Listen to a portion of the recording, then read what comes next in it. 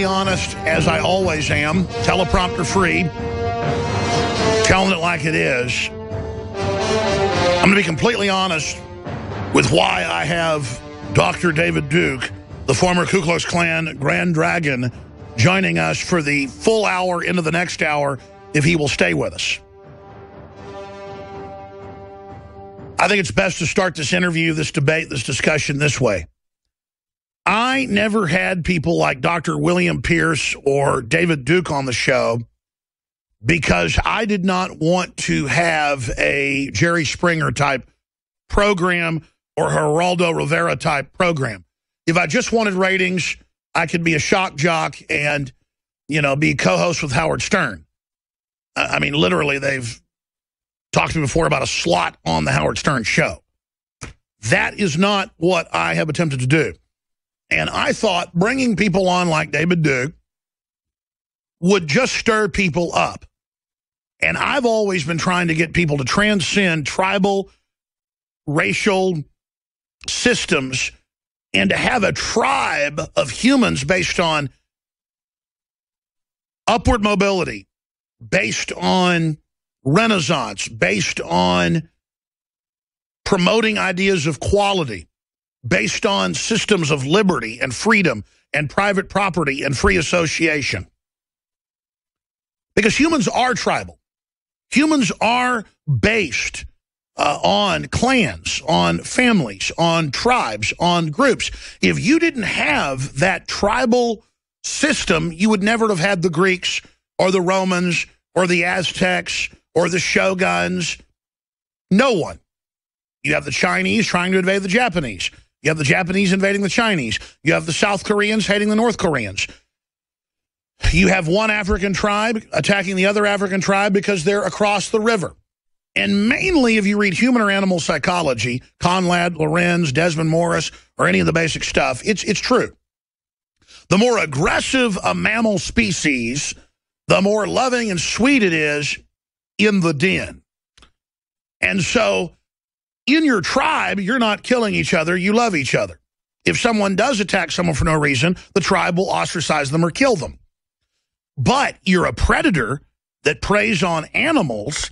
Well, as humans' population got bigger 6,000 years ago, as we become agrarian, and I'm going to go to Duke here in a moment, this is my preface, we began to wage war against each other. And to be able to go over the mountain and rob and kill the men and take the women, so much of conquest was about getting more women. Didn't matter if it was the Native Americans raiding settler villages to get their women and children or whether it was the Romans doing it. It's the same human system.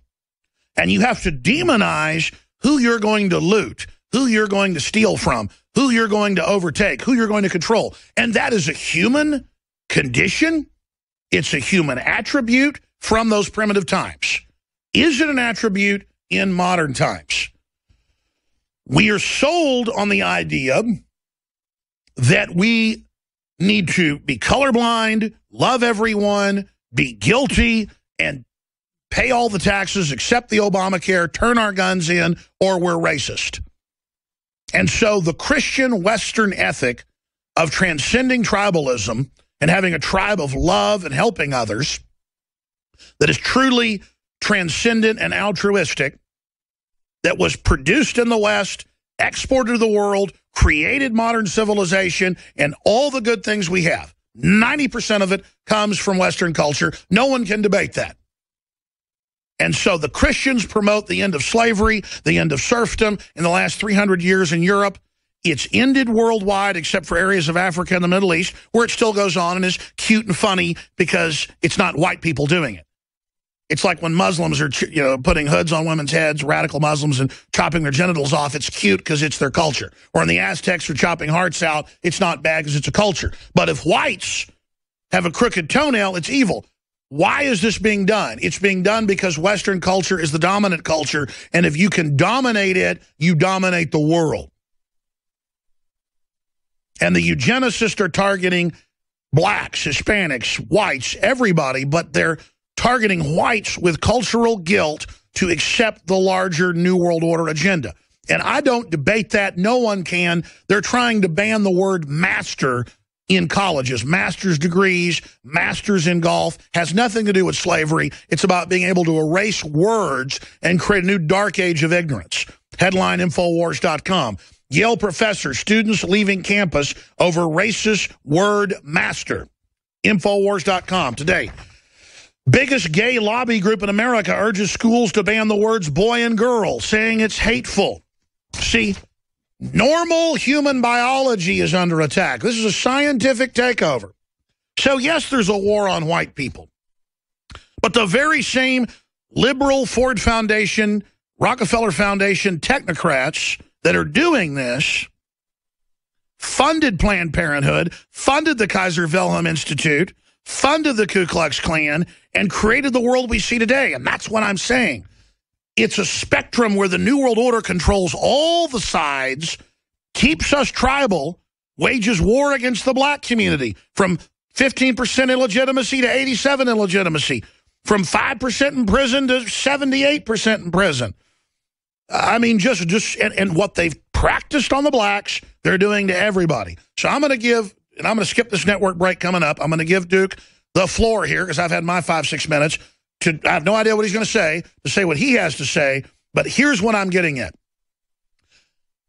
The political correctness is such an open cult of ending freedom, of ending true liberalism, of ending free speech, and creating class warfare and fusing racial consciousness into class warfare and whipping up giant exported populations to break and further destroy the West in an act of genocide against the ideas of the West.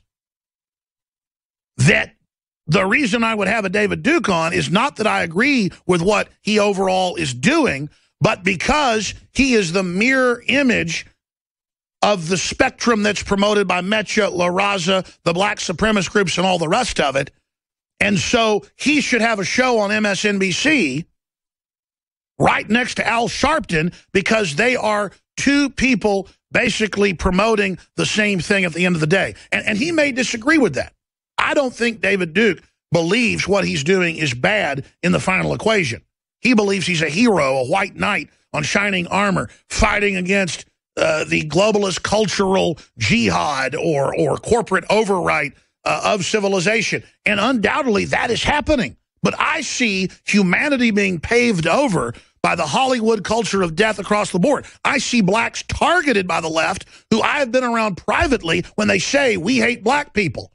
So there's a paradox here where the truth is the left needs David Duke to point at so that they don't actually get the scrutiny and people actually realize these people are 1,000 times, if you believe David Duke is wicked, 1,000 times more wicked than he is. Now, David, we'll do the whole next hour, too, if you want, so we can each have 5, 6, 7 minutes at a turn here going over this. But that's where I come from here, and that's where this world is going. I want to get people outside the box to see the prison economy, how they've divided us into different groups to play the part of the referee. So David Duke of DavidDuke.com joins us. If you want me to do your bio, I think everybody knows you're a doctor, PhD in history, authored a bunch of best-selling books, and then been a Grand Dragon Wizard, and all the rest of it. I'm not going to start making jokes about that, but thank you so much for joining us today, and I hope we can have a good debate here.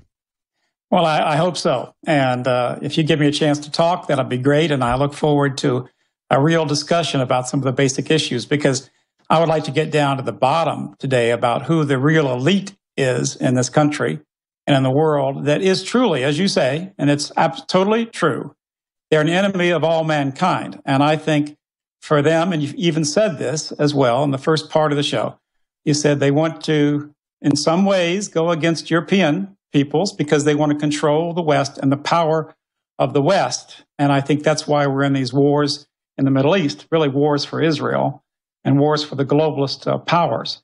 But I'm not a carbon copy or a mirror image of Al Sharpton. The truth is that there is a racism that dominates America, supremacism. But it's racism, vicious hate propaganda and racism against the European American. And as far as eugenics or as far as limiting births, the real population explosion, black people have a much higher birth rate than whites. Mexicans have a much higher birth rate than even African Americans. European Americans have about a 1.6 birth rate, which means we're losing a quarter of our people every generation. The population explosion in the world is an African explosion. The United Nations just recently put out a statistic showing that in Africa by 2050, there'll be 1.3 billion Africans. And that's almost entirely because of the massive birth rate. So I don't believe that these globalists are intentionally trying to limit the birth rates of Africans or African Americans or whatever. The truth is that the only people on the planet who are losing their numbers, and of course it's only white nations that are being massively invaded by immigration, which the globalists and the Zionists have set up and dominated in the United States, Canada, Australia. Every European nation today is under attack. And I believe that's because our people don't any longer have control over the media. They have no longer control over the banking system, the Federal Reserve Bank. They no longer have control over our foreign policy or even our politics. The biggest contributors in politics are absolutely Zionists. And I can prove that and document that. And the Federal Reserve, we've had 3 decades now, a Federal Reserve chairman. In fact, I have a graphic that I uploaded to your site today. Hopefully your engineer can put it up with the Federal Reserve, the Fed. And over the last 3 decades, every Federal Reserve chairman and vice chairman has been a Jewish supremacist, a Jewish Zionist. There's no argument about that. Not a single non-Jewish head of the Federal Reserve banking system, and that is the ultimate banking power in the world. You want to talk about international finance? There's no more powerful force in the world than the Federal Reserve. Now, these are all Jewish activists. I don't say every Jew, and I agree with you, that not every Jew is acting against European Americans or against people of the world. But we do know that Zionism is absolutely a Jewish supremacist phenomenon. It is a racist phenomenon. They kicked 600,000 people out of their land, stole their land, have violated them, murdered them, tortured them, periodically kill thousands of women and children, maim them in Israel, and they are the power. But for them to have the power, Israel wouldn't exist, and the Jewish supremacism wouldn't exist, except for the fact that the Jews basically have, and I believe this, they've taken over the American elite. Now, when I say this is another graphic that I've had uploaded already. I'll show you a graphic from the New York Times. Mr. Brooks, David Brooks, one of their leading columnists, in which he literally talks about an article or a thing called The Chosen getting in. And he literally speaks about a Jewish taking over of the American elite and how the Jews have become the American elite. So if you want to talk about the elite in this country, I believe they are tribalists. And I'm not a mirror image of Al Sharpton, because I believe it's my people that are going to become a minority in the world. Now, I respect all people. And if I were president of the United States, I wouldn't be having this globalist agenda. And I certainly wouldn't be invading these countries in these wars for Israel and Iraq and Afghanistan. I certainly wouldn't be supporting the Goldman Sachs of the world. That's the biggest predator, the most evil predator international bank in the world. It is a Zionist institution, and it not only controls international banking, or has a great effect of it, it literally picks who's going to be in our Treasury Department, basically, and the people who have the power in the Federal Reserve. It is a Zionist operation, and it's also the chief corporate contributor. Take a look at the Goldman Sachs, again, what I've showed you. It's the chief corporate contributor of both Democrats and Republicans in the United States of America. David, I won't debate you there. I'll just interject for 1 minute, then you can come back for 2 minutes, then we'll continue. Sure. But let me just interject. When I say mirror image, I meant from his perspective, he promotes all the race-based stuff. From your white perspective, that's going on. And I'm saying the rhetoric out of Mecha, La Raza means the race. You promote stuff that's race-based. And so that's what I'm trying to get at here. And when I talk about eugenics, Margaret Sanger, Planned Parenthood, was set up, in her words, I can pull up her letters if you want, saying that it was to target black people. 52% of black people are never born in this country.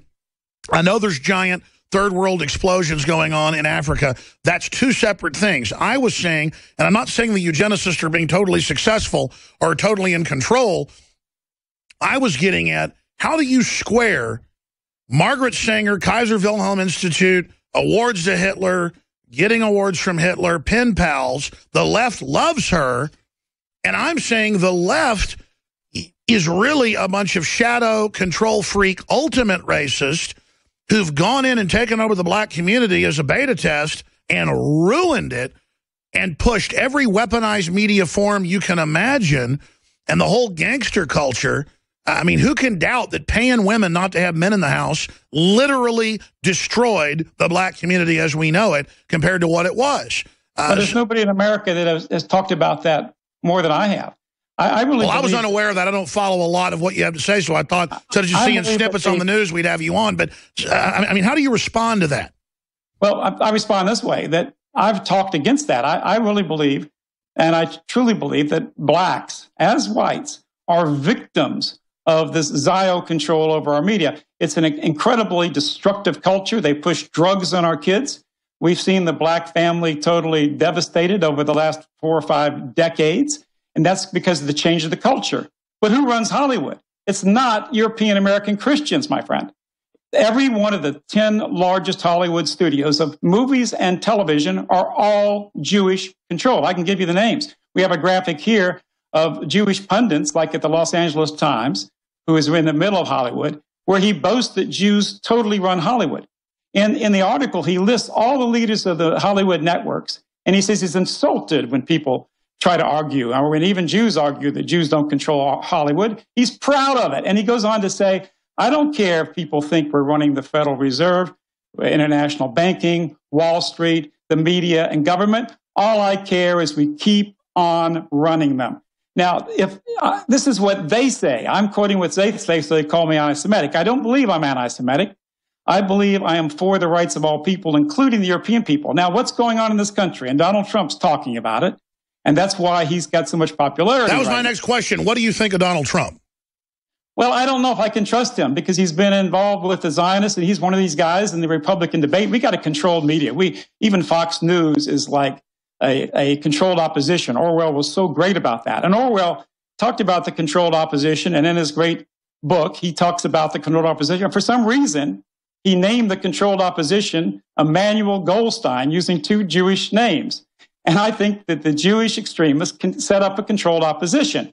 And if you saw the debate, it was like an ambush and against Donald Trump. And it was because he was talking about the fact that European Americans are losing the right. The people who built this great country, who gave us the foundations of our Bill of Rights, all the things you believe about are being replaced.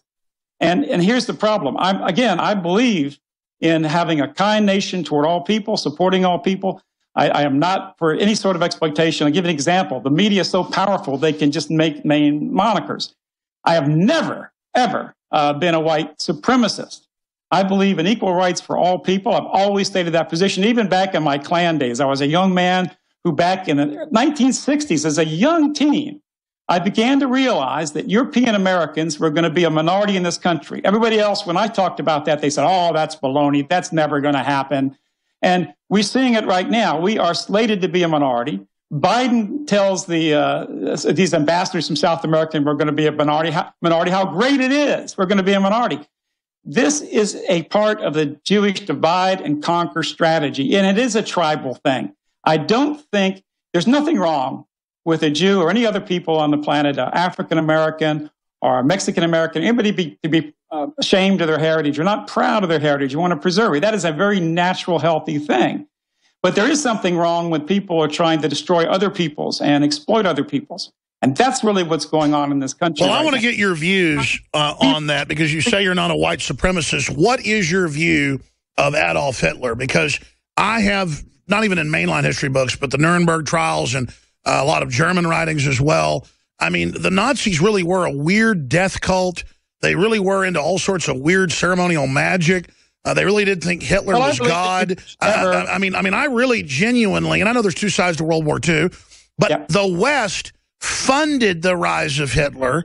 The West signed a secret treaty that's been basically released by the British to back Hitler in a takeover of Europe. They had Edward VIII ready to be the new king of Europe. They double-crossed, but that doesn't mean Hitler's good. It means, see, again, the West England, British intelligence, along with some of the U.S., was setting things up. I mean, take Prescott Bush, the head Nazi agent in the U.S., and they're planning for a coup with Smedley Butler. I mean, there's all this other stuff going on. Nazi agent in the United States at all. I think this is, I'm sorry, but I believe that the information you have there is false. And maybe it's planted by the people as this misinformation. The truth is that there's no evidence at all that Western nations supported the rise of Hitler or any of the Gentile establishment in America. He was on the cover of Time magazine. My grandfather remembered hearing him in Dallas. They would air it on the radio.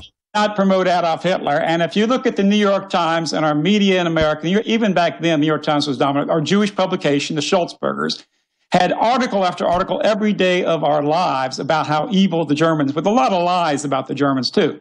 The fact is that there was no greater, the internationalists saw no greater enemy than Germany in the Second World War. And both the Zionists on one side, Zionist Jews on one side, which influenced the West, as Charles Lindbergh pointed out, and communist Jews on the other side supported Marxism.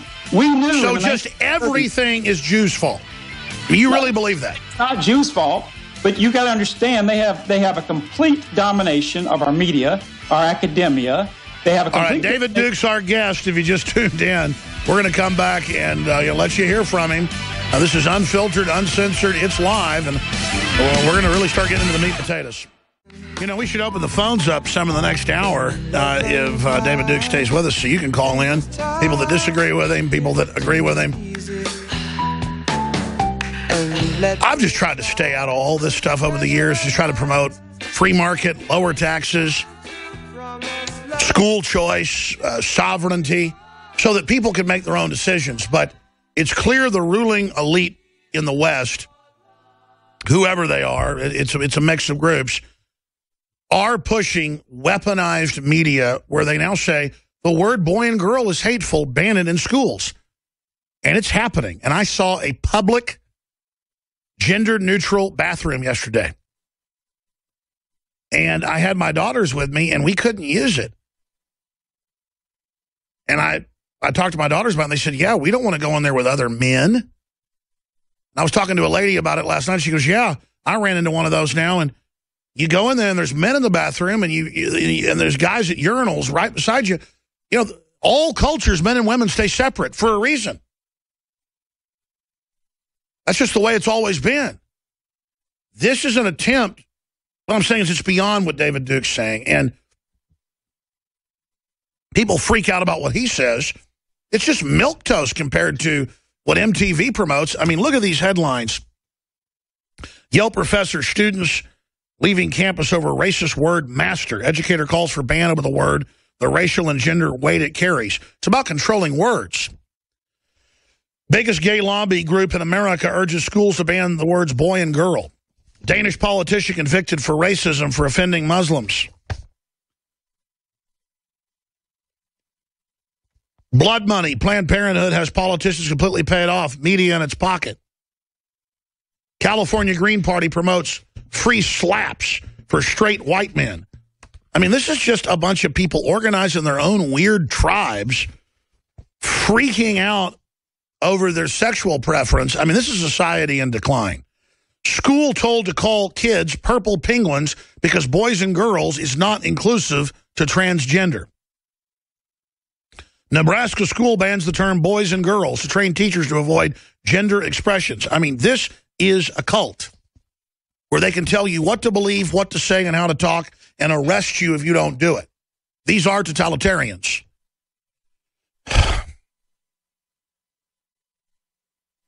And it's anti-human. And it's out of control. Let's say the government sets me up like they did David Duke. And I don't agree with a lot of what David Duke has to say.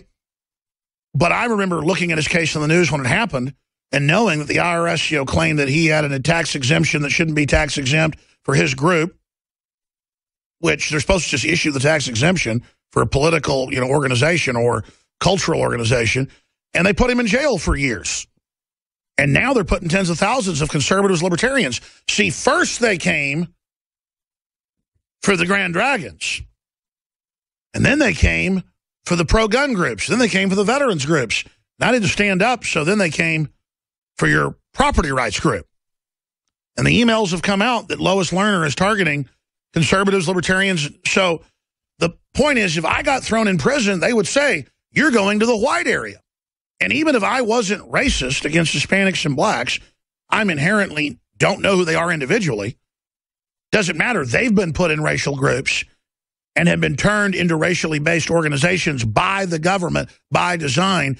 And I think that's what I'm saying that transcends all this.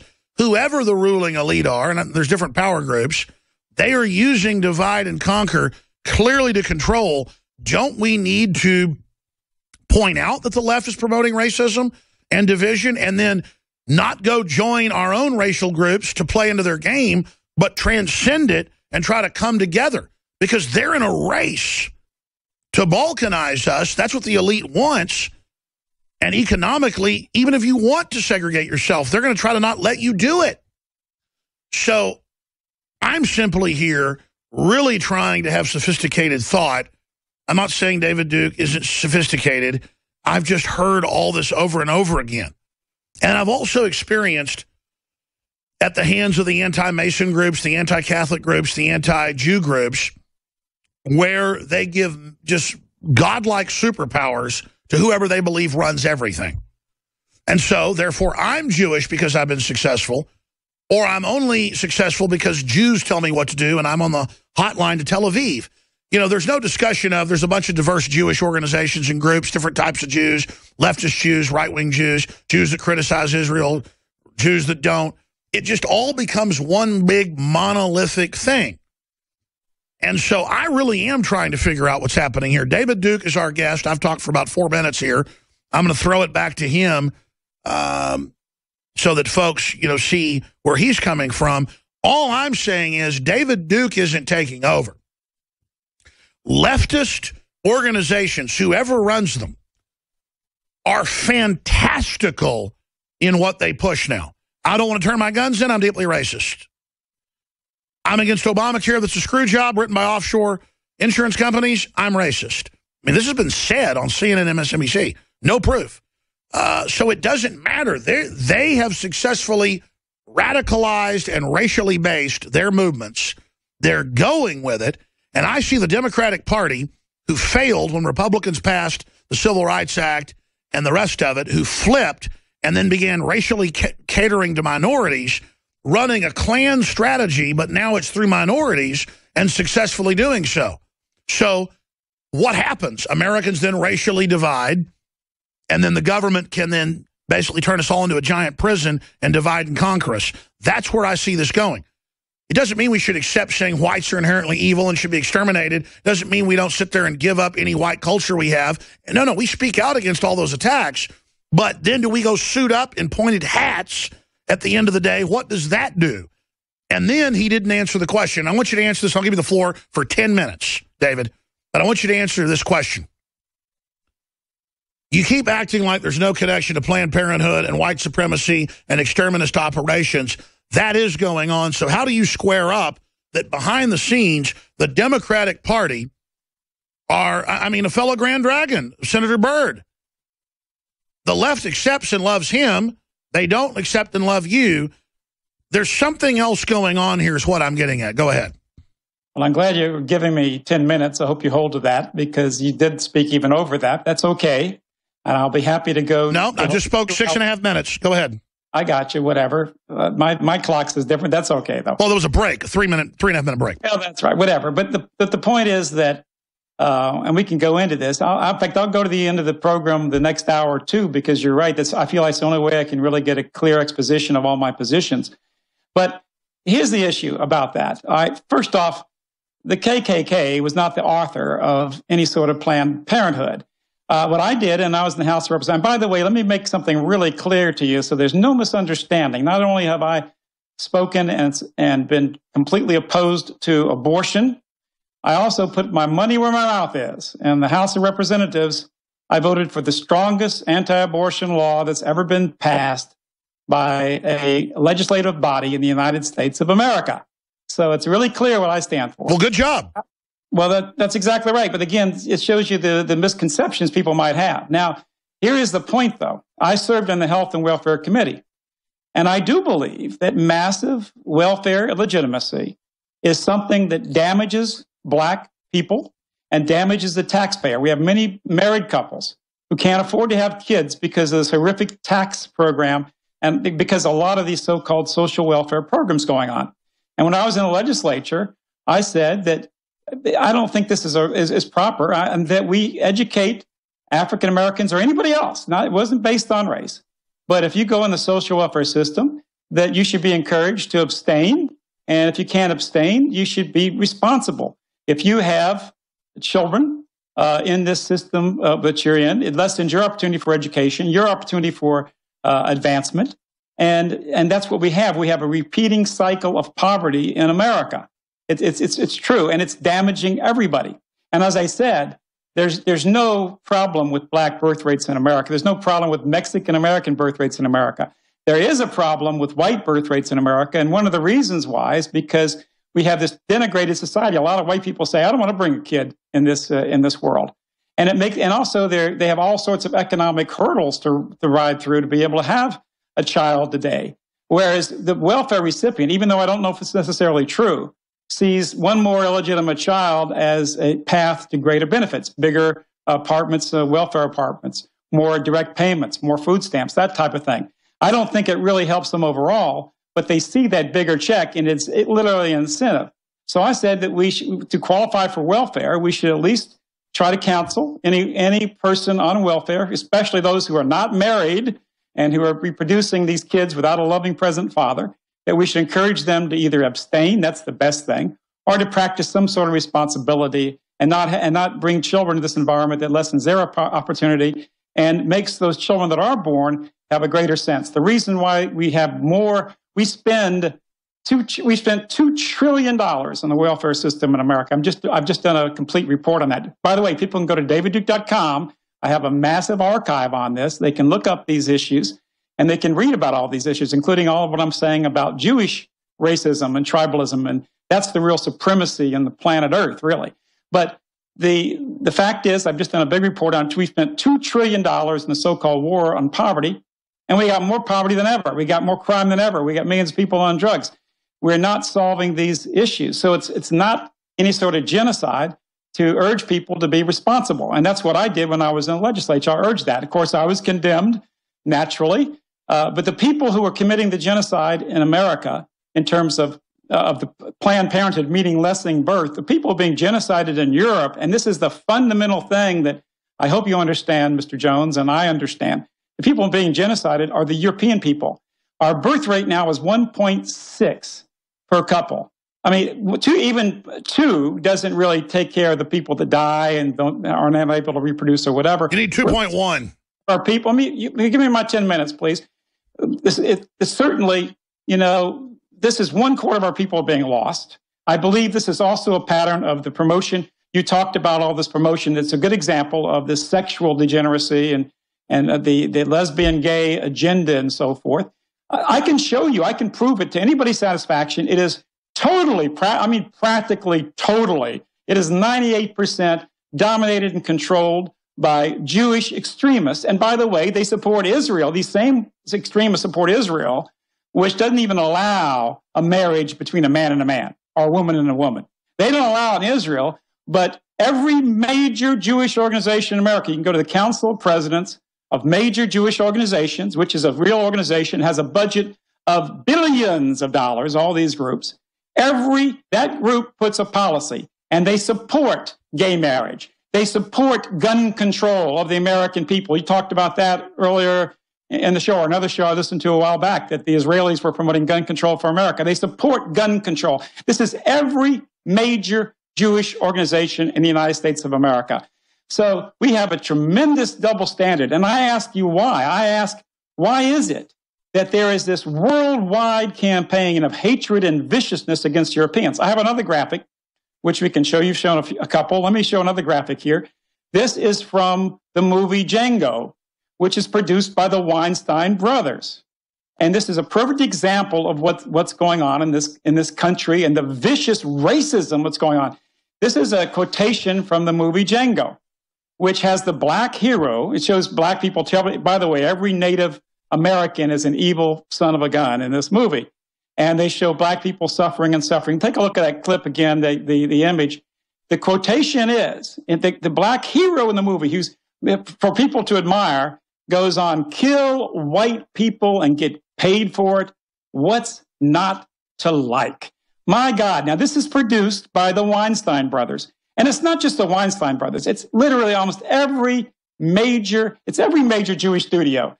Constantly, they're talking about white slavery. Do you know, Mr. Jones, for instance, that in the world, Jews are less than 1/10 of 1% of the population of the world.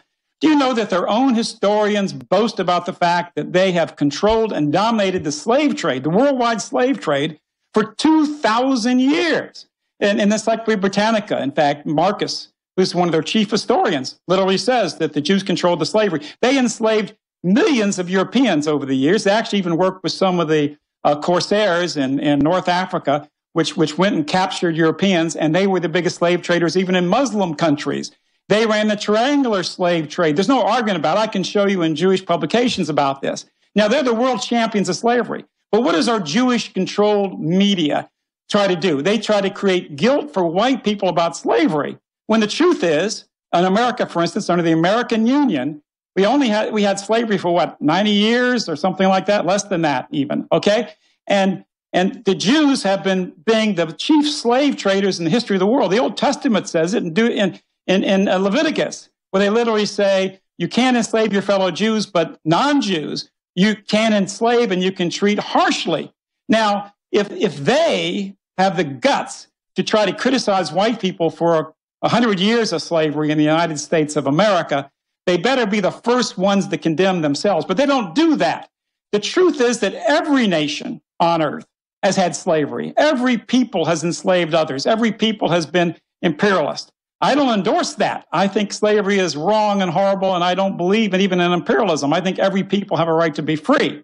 But the truth is, to condemn European Americans for their role in slavery for a few hundred years is ridiculous, because then you'd have to condemn every nation and the heroes of most of the nations on the planet Earth. So we have a complete double standard. What we're having in this country is there is a campaign to make European Americans a minority in this country, a minority in Canada, a minority in Australia, a minority in France, a minority in Germany, a minority in the UK, a minority in Sweden, little countries that are so beautiful in their traditions. This is a massive crime against humanity. And I am not being racist because I'm defensive of the things that I love. I love my people. I love my heritage. I know that, European Americans created the United States of America. They wrote our Constitution. They gave us our Bill of Rights, including our Second Amendment rights. And you know, and I know, that if America becomes a minority nation, you think you're going to keep your guns out there, people who are listening to me right now? You know you're not going to keep your guns, because every major organization of these other groups, like the NAACP, like the Razi and Ida, the Jewish groups, all those groups support confiscation of your guns. The demographics of the United States of America and of Europe, to me, is the most important human rights issue on the world. And because of those demographics, because the European American elite in a 90% European country, it's normal to have Europeans being the elite of a 90% country populated by their own. To overthrow that elite, they had to put out this hate propaganda, this self-hate propaganda, and they had to incite the minorities against those Europeans who defended themselves, like myself. I got over 60% of the European American vote in Louisiana, twice for the U.S. Senate, for the governorship of my state. The people knew I wasn't a racist. They knew that I was a decent person. I believed in civil rights and human rights. But the way they beat me was by inciting hatred in the minorities to get a black bloc vote out there. That's what's really going on in this country. And that's what they're using. That's why they're trying to empower this change in America. It's a divide and conquer strategy. And that way you're very correct. But who's dividing and conquering? If it was really just a question of being against everybody, why would they go only against European Americans? And why would they support? I'll give you one last example. I guess I got 1 minute left on my 10. I'll give you another example. The SPLC, which is a Jewish-run organization, Mr. Cohen, very anti-white organization, and Mr. Potok are the two major figures of the organization. They condemn me because I want to preserve, my heritage, my way of life, my traditions, even the way my children and grandchildren will look someday and the values that they have, right? Well, they condemn us during the time when we had the Steve Scalise controversy, when you had the congressman who came to one of my meetings. During that time, they criticized him for simply going to a meeting of European Americans, right? So, but here you have you have Schultz Wasserman, right? A Jewish congresswoman who gave a big speech at an international women's group condemning Jewish intermarriage with non-Jews. And by the way, they don't use simply a religious qualification for that. They use that in a racial sense. In Israel, a Jew can marry another Jew who is non-religious, who hates religion, who is a communist or whatever. Anybody, but the final determinant in Israel, whether you can get married, is not whether you're Jew by religion, but whether you're Jew by race. So tell me, Alex, how in the world do we have really a fair playing field in this country when the same media that promotes the Jewish state of Israel is doing everything they can to destroy European Americans being a majority and really preserving our European American Christian. Now listen, that's 10 minutes, and I talked for 7 earlier. Coming up the next hour, I can't skip any more of these breaks, which I've been doing. And so we're going to have to go a couple minutes here, a couple minutes there, take some phone calls, do some stuff like that. And I'm not criticizing you here, but the little debate tactic of constantly implying I'm not letting you talk. You've talked more than I have this hour, unless you count the ads as my time. And that's not my time. Those are ads on radio. So you're being able to make your points. You're not being censored. You're not being stopped. And so that's not a fair debating tactic to keep implying you're getting cut off. I'm not trying to be negative here. I'm trying to be nice. Give me more time than O'Reilly. That's for sure. Sure, exactly. Well, there's always this criticism that I'm cutting people off. The truth is, I let guests talk more than other shows. I might kind of rudely interject because I get excited and want to say something. I'm not polished. I don't want to be polished. So I think you've been making your points there. Okay. I've got to talk about a sponsor here for a moment, but then when we come back, here's what I'm getting at. I know a ton of Jews who are against globalism, against tyranny, who just want freedom, who are involved in all sorts of, really good things, promoting freedom. And then I constantly see these examples and these charts that are put together to say that, it's Jews, period. I think you could say there's leftist Jews who are, and socialist-leaning Jews who happen to be super rich, who are at the core of promoting socialism and communism. I mean, I've seen Jewish leaders on C-SPAN say, Judaism is communism. Well, then I've studied the different flavors of Judaism, like I've looked at other religions, and that's not even the case. So there is a lot of this stuff going on. I think there's some oversimplifying here happening. So I'm going to make a statement when we come back and then get your take on that. Briefly, if you just tuned in, I'm Alex Jones. This is a interview debate with Dr. David Duke. We're going to be having black supremacists on, Hispanic supremacists on.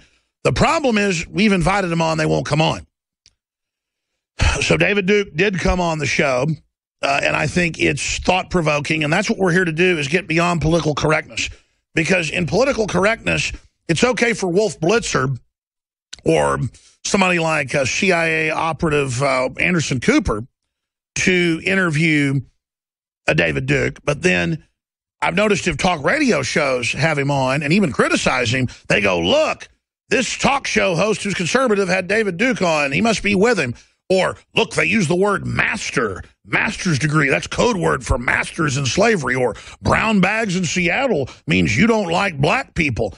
So there's this hyper obsession with all of this. And I think it's important just to get it all out in the open, suss it out, debate it. Here's what I'm saying. The West is having 1.3 in Europe on average. It is 1.6 in the U.S. The global average is about 1.5. Japan has 1.2, 1.3. They're industrialized. They're not having kids because of the wealth. That's the syndrome. The selfishness of wealth. I'm not knocking wealth. It's just that's a fact. So I don't think that's a targeted thing that's happening. I do think people in the West should have kids. I mean, I don't want there to be no more Europeans. I think that's a sad thing. I wouldn't want to say, no, let's get rid of all the Africans either. I'd be sad if Africans were dying. I like human population. I want to go to space. So that's my statement on that front. I'm trying to transcend just the debate of tribalism, because when you're being attacked tribally, it makes sense to be racially based. I get it. Whether you're Hispanic, black, white, Asian, whatever. The point is, couldn't we come together for free market and freedom? Why does it have to be if America becomes a minority country that we will lose the guns? With the social demographics of Latin American voters, they tend to be socialist or communist. Yes, the guns will be taken. I want to reach out to those folks. Because I've been able to wake up people that are Hispanic or black. I have a lot of Hispanic and black listeners that are really awake and get what's happening and are good people. So I just want to wake everybody up. I want everybody to succeed. I want everybody to either keep their culture, mix cultures, don't, whatever you want to do. I'm a libertarian. That's what I'm getting at. We're going to go to break, come back, have David's response for a short 5-minute segment, then come back again, and I'm going to get into a bunch of questions that I've got for him here. I also want to talk about his take on the IRS, because he is a political prisoner. I mean, they really did target him. You can say, good, throw him in jail. Well, you're a tyrant then, because it could be you next. So that's all coming up. By the way, we mentioned we have the best colloidal silver, 30 parts per million, $19.95. It helps fund our operation at InfoWarsLife.com. We have 2 specials. They corrected me. We have 30% off 1 bottle, or buy 2, get 2 free at InfoWarsLife.com, or by calling toll-free 888-253-3139. If you don't know the benefits and what colloidal silver can do, go to InfoWarsLife.com, click on the Silver Bullet tab and read about it. Super Male Vitality's back in. Brain Force is almost sold out. We've got a lot of great books, films, you name it. Your purchases fund the good guys in an open, free speech college of ideas that our colleges used to be. Now they're barren, sterile, politically correct, mentally ill institutions of brainwashing. Stay with us, 3rd hour, straight ahead. Well, David Duke, the PhD in history and former, is it Grand Wizard or Grand Dragon, Grand Cyclops? I'm sorry, I think that's so funny. David Duke, I'm going to give you the floor here for the next 4 or 5 minutes. We're going to go to break, come back, get into a whole bunch of questions, other issues you want to cover, where you think the world's going, the economy. But explain to me, and I mean this seriously, where did all this dragon, goblin, cyclops stuff come from?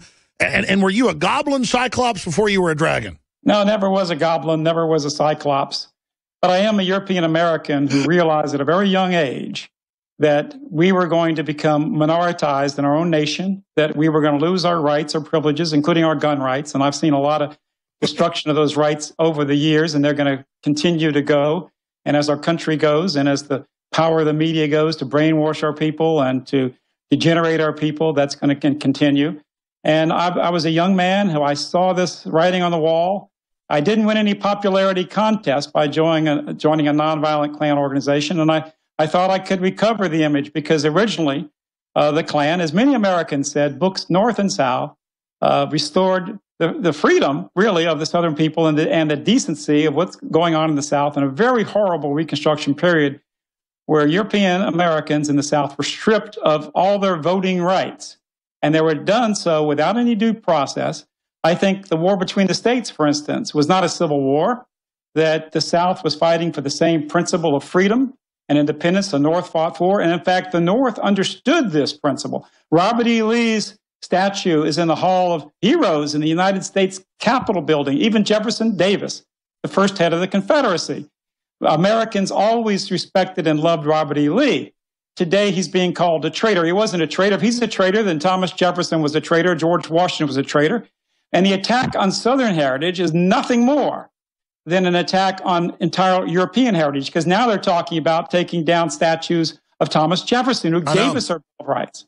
They talk about taking George Washington's name off public schools. They did that in New Orleans, saying that he was unworthy because he had slaves. Well, half of the great heroes of the entire Third World are slaveholders, including an awful lot of Jewish heroes were slaveholders. Just read about Jewish history. The hypocrisy is unbelievable in this country. Well, that's certainly true. Let me interject this. Oh, you said, okay, I'll interject. But now in this hour, we're going into discussion. I remember even a Washington Post article about a whole bunch of the leaders of the South were actually Jewish. You're not mentioning those leaders. Go ahead. I think not being aware of the Jewish tribalist racism that's been in existence in this world for so long was part of our downfall. I believe Judah P. Benjamin, for instance, who was a treasurer in the South, just like that, a lot of Jews involved in the North as well. I think he basically ripped off the Southern Confederacy. He was in charge of taking the money to safe hold in Great Britain and other places, and he stole. I think he was an extremely damaging element in the South, and the South might have won the war if not for Judah P. Benjamin. We see this historically time after time after time. There's no more intensive racism or supremacism than among Jews. The Jewish Talmud, the chief Sephardic rabbi of Israel, and this is a fact. The chief Sephardic rabbi of Israel was Rabbi Joseph. He was in coalition with Netanyahu. He literally got on the radio in Israel. He made a statement that the only purpose of non-Jews, Gentiles on earth, was to serve Jews. That Gentiles were meant to work and bind and sieve and dig, and Jews were meant to sit and eat. He compared people like yourself and myself, other Gentiles around the world, black people as well, anybody who's not a Jew, with a donkey. Oh, we want our Gentiles to have a long life, just like we want our donkey to have a long life so they can serve the Jew. Now, those are his words. Now, this was not some sort of extreme, strange Jew somewhere in Israel. This guy was in coalition with Netanyahu in the government, and when he died, Joseph had the biggest funeral in the history of the state of Israel. All right, David Duke's our guest. We're debating. So David Duke is basically saying to a great extent there's a worldwide Jewish conspiracy that's behind the New World Order to push these agendas. And so then I would ask the question, would civilization have any problems if the Jews were all sent in a space capsule to another planet? And I'm going to ask him that question in a moment. In fact, I want to go through a bunch of questions for David Duke, and then he can spend a few minutes here and there in this hour on his views about the different topics he's covering. And it's fine, David. People can go to davidduke.com and see your videos and your talking points and the things you talk about. And I've heard most of this from other people of your ilk. I'm really trying to understand, though, your worldview on things and where you see things going.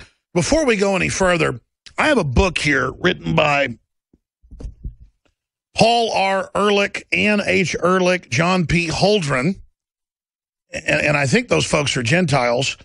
One of them's the White House science czar, Population, Resources, Environment. They talk about putting fluoride in the water to reduce fertility of everybody and to reduce IQ. And I guess you might think I'm a conspiracy theorist for talking about that. Here's Harvard, impact of fluoride on neurological development in children, massive IQ reductions. So that's Reuters. What do you think about water fluoridation? Because I just never hear the white nationalist worried about that. And, I don't want black babies, white babies, Hispanic babies, anybody having their IQ lowered 15, 20 points, having bone cancer. Autism was 1 in 25,000 30 years ago. Now it's 1 in 56. It's set by 2025, CDC says, to be 1 in 3. Something's going on here. And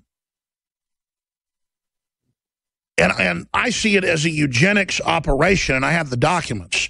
And when I study the eugenicist, it comes out of the British royalty funding in the 1850s, the movement that created biometrics and computers and our whole world. And I see Thomas Watson and his Hollerith machines and Hitler. And I'm not saying it's a Nazi conspiracy or a white supremacist conspiracy. I'm saying it's a scientific cult conspiracy. My dad had a Jewish professor at UT who was the head of the botany department. And he'd come over here from before World War II from Germany. And my dad was one of the smartest in test scores when he was a junior in high school. So he was already in UT during the summers as part of an advanced program. And they took the 160 smartest and had like the 5 or 6 smartest of those. And he got invited to dinner and were basically told, well, it's not like Hitler's eugenics, but it's eugenics to better humanity and, kind of control society. And, I'm Jewish, but this eugenics is the best thing. And, of course, that was one of the people. The others were Gentiles telling my dad this. So all I'm getting at, David Duke, is everything the Jews, what happened pre-Jew, would there be any problems? What should be done with the Jews if you were right? The Jewish question, I mean, what's the solution to that, to pose the question that Adolf Alois Hitler posed? And then finally, what is your view of Adolf Hitler? No people. And thanks for the opportunity finally. You told me 5 minutes and then another 5 minutes, but that's okay. So don't be a crybaby, Duke. Your guys can all bean count. You're going to get to talk as much as I do. You can bean count all day. You're getting to talk. You're getting to talk. I'm not being a crybaby. I'm just trying to defend my right to make sure I have a fair say here. That's all. And that. Well, don't spend all your time. I just talked for 4 minutes. I wouldn't be much of a man, would I? Because I want to make sure that I stand up for myself, and as you stand up for yourself. You're a very manly guy, and I'm going to stand up for myself too. In terms, I think you are standing up for yourself. Now that'd be a good pay-per-view. I definitely am. You're older than me, but you want to have a boxing match. I You're a pretty tough guy in prison. I just want my fair time. Come on, let's go. So look. Here's a situation. Let's go through this. What you're talking about. All this scatter now, this conduct. We just ought to talk about question after question, one at a time. Okay, let's do it. So many things. Anyway, let's talk about some of these things. Adolf Hitler. Well, first you asked me first. Do I get a chance to answer your questions? What's my position on fluoridation? Absolutely against it. I've talked about it many times. I've written about it. I think it's destructive and poisonous. Now, the book that you mentioned by the Ehrlichs and I don't know about the third guy, they are absolutely Jewish. And wow. They are, there's no, I know you say don't Jew, but let me tell you something. People are amazed. Now, if you want to talk about murder or what you consider to be eugenics, it depends on what eugenics is. Every family in the natural history of the world, every Christian family wanted their child to marry a good family, a family with a good record, healthy people. Some people call that eugenics. I don't agree with I don't believe in sterilizing people. No, that's natural selection. No, it's not natural selection. What happens is the people that control the society with the way the welfare system's structured, with the society structured, is that we have the least capable people, the least people who can think for themselves and be free, having the most children. And there's no question that intelligence and other aspects of humankind and other personality aspects have an inherited component. That's the truth. I think Mr. Crick, by the way, who discovered the DNA, that was one of the greatest scientific achievements of all time. And it's led to the saving of literally hundreds of thousands of lives, developing ways to combat many diseases. I certainly am opposed to the vaccination that I think has been poisonous to many people. I'm not in favor of that. So on these positions, and by the way, Monsanto, which I think was one of the world's great evils, is one more. Do you know who the Monsanto family was? I'm from New Orleans. I know all about. I've got my scholars researching the Monsanto family. I'm going to put out a documentary on it. The Monsanto family was a huge Jewish slave-holding family. 40% of Jewish families own slaves in the United States of America. Jews all over the world own slaves. And yet there's no guilt for Jews. That's why I bring up the subject, because the tremendous hypocrisy. And that shows you who controls our society. Let's talk about the real murder and mass murder. The greatest mass murder of the 20th century. I wrote a book about it called The Secret Behind Communism. I even interviewed, and I became friends with the very great Alexander Solzhenitsyn, one of the greatest men, most courageous men of the 20th century. And I have quotes from him. And he said, the reason why the world doesn't know much about the greatest mass murder of all times is because the world now is in the hands of the perpetrators. Soviet communism was literally almost entirely a Jewish condition, a Jewish promotion. And by the way, Jewish Zionists, as well as Jewish communists, supported it. The chief financial supporter of the Bolshevik Revolution was Jacob Schiff, one of the biggest capitalists of the world. Now, why would, Trotsky literally sat down with Baron von Rothschild in Vienna. That's written in Jewish books. Why would the leading communist sit down with the leading capitalist? Okay, the reason is because whether they talk about capitalism or they talk about communism, what you're really talking about is Jewish supremacism. They've gained control over both things. And in communism, my good friend, we need to talk about this more on your show, my show, and in the world. We hear about the Holocaust every day of your life. You want my opinions on Hitler. How about your opinions and all of our opinions on Yagoda, who, if you read Jewish publications in Israel, they talk about Yagoda. They say we must admit some of the greatest mass murderers of all time were Jewish. They talk about Yagoda killing 10 million Christians in Russia and others. And we had 9 million people heard about or killed in Ukraine by the Bolshevik Jews. I'm talking about complete domination by these Jewish elements, these Jewish tribalists. I can prove that. Go to my site, davidduke.com, watch my videos on it. And this is not even, there's no movies about this horrible massacre of humanity, this attack against Christianity. Of course not. All you get every day of your life is about Hitler and the 6 million. I know that there were atrocities done by the National Socialists, but why don't we start answering the question of why all we hear about is the 6 million? Why don't we hear about the 10 million Christians? Why don't we hear about the fact that Israel itself, our quote ally, committed terrorism against the United States? They admitted their terrorism in the Lavon affair. They literally attacked the USS Liberty, no question about it. Our Secretary of State at the time said this specifically, that it was a deliberate attack by Israel. They killed 34 American young sailors and fighting men. They wounded 174, maimed and burned others. It was an intentional false flag attack. Yeah, I agree with you. There are a lot of false flag attacks. And then, of course, you had the Jonathan Pollard case, where our Secretary of Defense said it was the most damaging spy case in American history. It caused the death of 200 of our operatives. Okay, you got 6 minutes. I got 4. Okay, I'm looking at an atomic clock.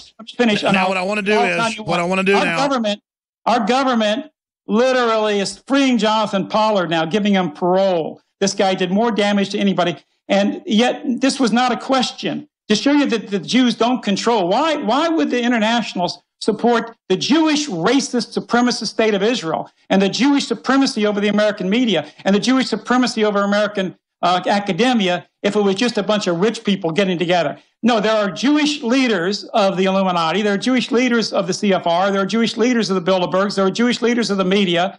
And there are Gentile collaborators. But those Gentiles involved, they know who the real power is. They know the one force that they cannot criticize. All right. I've never had anybody Jewish try to stop me from covering the things I do, going over the things I do.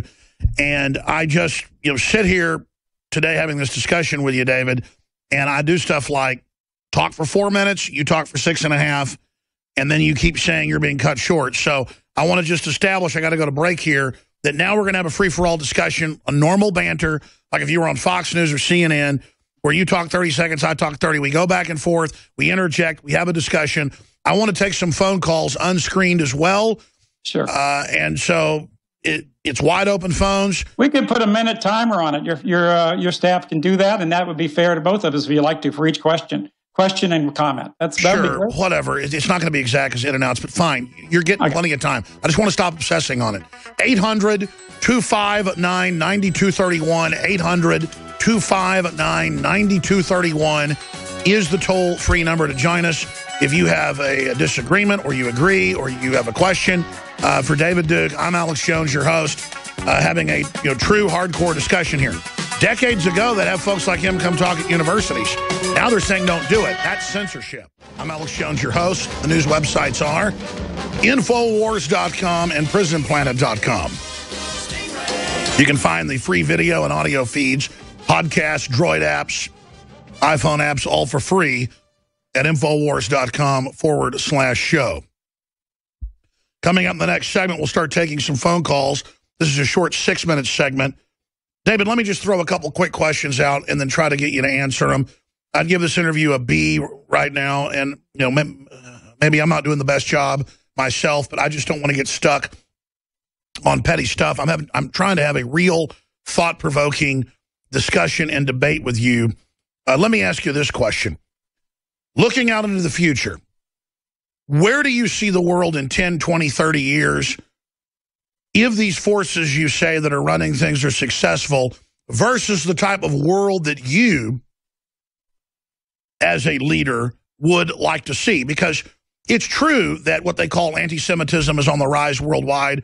It's true that there's major backlashes to socialism, communism, political correctness. It's true that the political correctness is becoming bizarro, freakish, ban the name boy and girl, ban men and women's bathrooms, ban single-parent homes, Agenda 21 zoning, totally controlling every facet of our lives. It's true a great tyranny is upon us.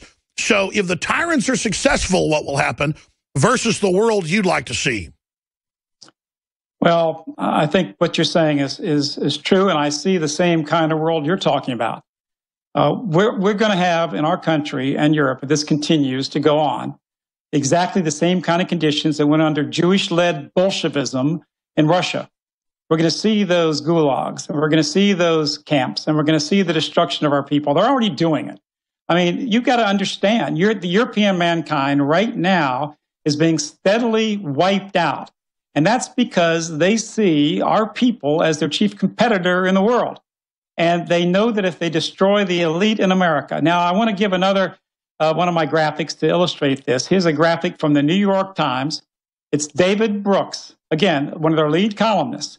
He literally talks in there about the replacement of the American elite and the Jewish, quote, the Jewish takeover of America. That's the real elite. Now, this elite is not trying to destroy Jews. In fact, they support even the Jewish state in Israel. They're not trying to do anything. In fact, you talked about the problems with our family. How about Hollywood that pushes drugs on our kids? I'm talking about hard drug use that preaches every kind of degeneracy and destructiveness on our life. Who runs Hollywood? It's not European Christians.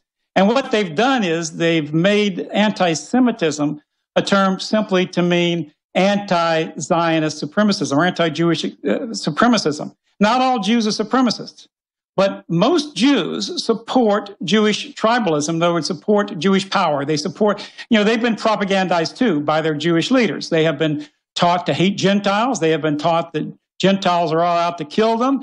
They have been taught that the Jews have to stick together. And because of that racism, which is preached to the Jews, it's preached in modern media, it's preached in our media, by the way, we're taught to feel guilty because the fact that some Europeans didn't want to be destroyed by these Jewish Bolsheviks. The Second World War is a good example of that. They were already killing tens of millions of our people. Tens of millions of our people before the Second World War, and we went on the side of the Bolsheviks in that war. Killed 54 million people. That wasn't a good war. That was a destructive war against European mankind. That war could have been avoided. And they're leading us right now. They're all concerned about what's going overseas. The problem, the real problem we have is not the ISIS threat. We wouldn't even have the ISIS threat, except the fact that organized Jews were the point men for the propaganda and the direct organizations and the control of the political process that literally opened our borders. Jacob Javits, the Jewish senator that led the fight for the opening of our borders to change our immigration law in 1967, wrote a whole pamphlet, Open the Gates. He wasn't talking about open the gates of Israel. He was talking about open the gates of America so that the Jewish divide and conquer strategy would do that. That's the fact. There has been a takeover. It is an ethnically driven takeover. It is not racist. It is certainly not supremacist for any people on this planet, whether it be whites, blacks, yellows, anybody, to defend themselves from a takeover by a hostile, predatory group. Now, I agree. Not all Jews have this ideology, but most Jews are taught intrinsically to help and support other Jews. And Europeans are taught that they should never band together for their own interest. That's because that's how they've taken over. Now, we're going to break. Long segment coming up, and I'm going to come back. I see people make the same graphs, the same maps, and show Catholics in control of everything and say they're running everything. And I just think it's corrupt, organized crime type systems that are running things. And if we approach it by saying no to organized crime, no to cartels, yes to free market, we can just end this system that's degenerating. Well, where I stand is clear. I'm against totalitarianism, fascism, communism, socialism. Political correct is a clear and present tyranny and 50 times the threat to liberty of some of the more modern white-based fascist movements in this country. And it's taking over, and it is bizarre how flamingly corrupt it is. You will not say boy and girl. You will do as we say. I mean, this is like being in a super Jim Jones cult or something. And it just gets crazier and more vitriolic and more dumbed down and more arrogant. And you can see as the left finally reaches their goals, they are revealing that they do want a great tyranny in this country. But I see the people that obsess over who runs things only obsessing over that, never about taking our country and our world back. David Duke's our guest, and, you know, I'm sitting here talking to him, and it's just surreal because he's a smart guy, and he's sitting there agreeing where we can agree on things and disagreeing on others, but it's kind of giving me a headache, and I've got some important questions I want to ask in a moment and then go to your phone calls. We don't screen them. We got calls from Germany, Canada, New Jersey, Oregon, South Carolina, you name it. We're going to go to them. We'll even do a little bit of overdriving in the next hour if the Duke can do it. But first off, I don't care if you're black, white, Asian, whatever you are. You're a human being. Our bodies' physiologies are the same. You need to try Prostagard today. We set out with one of the top manufacturers of the country to make the super prostate defender. It's got one of the most concentrated organic dosages of saw palmetto, but then it's got all the other things that are known to supercharge not just your prostate, but other glands.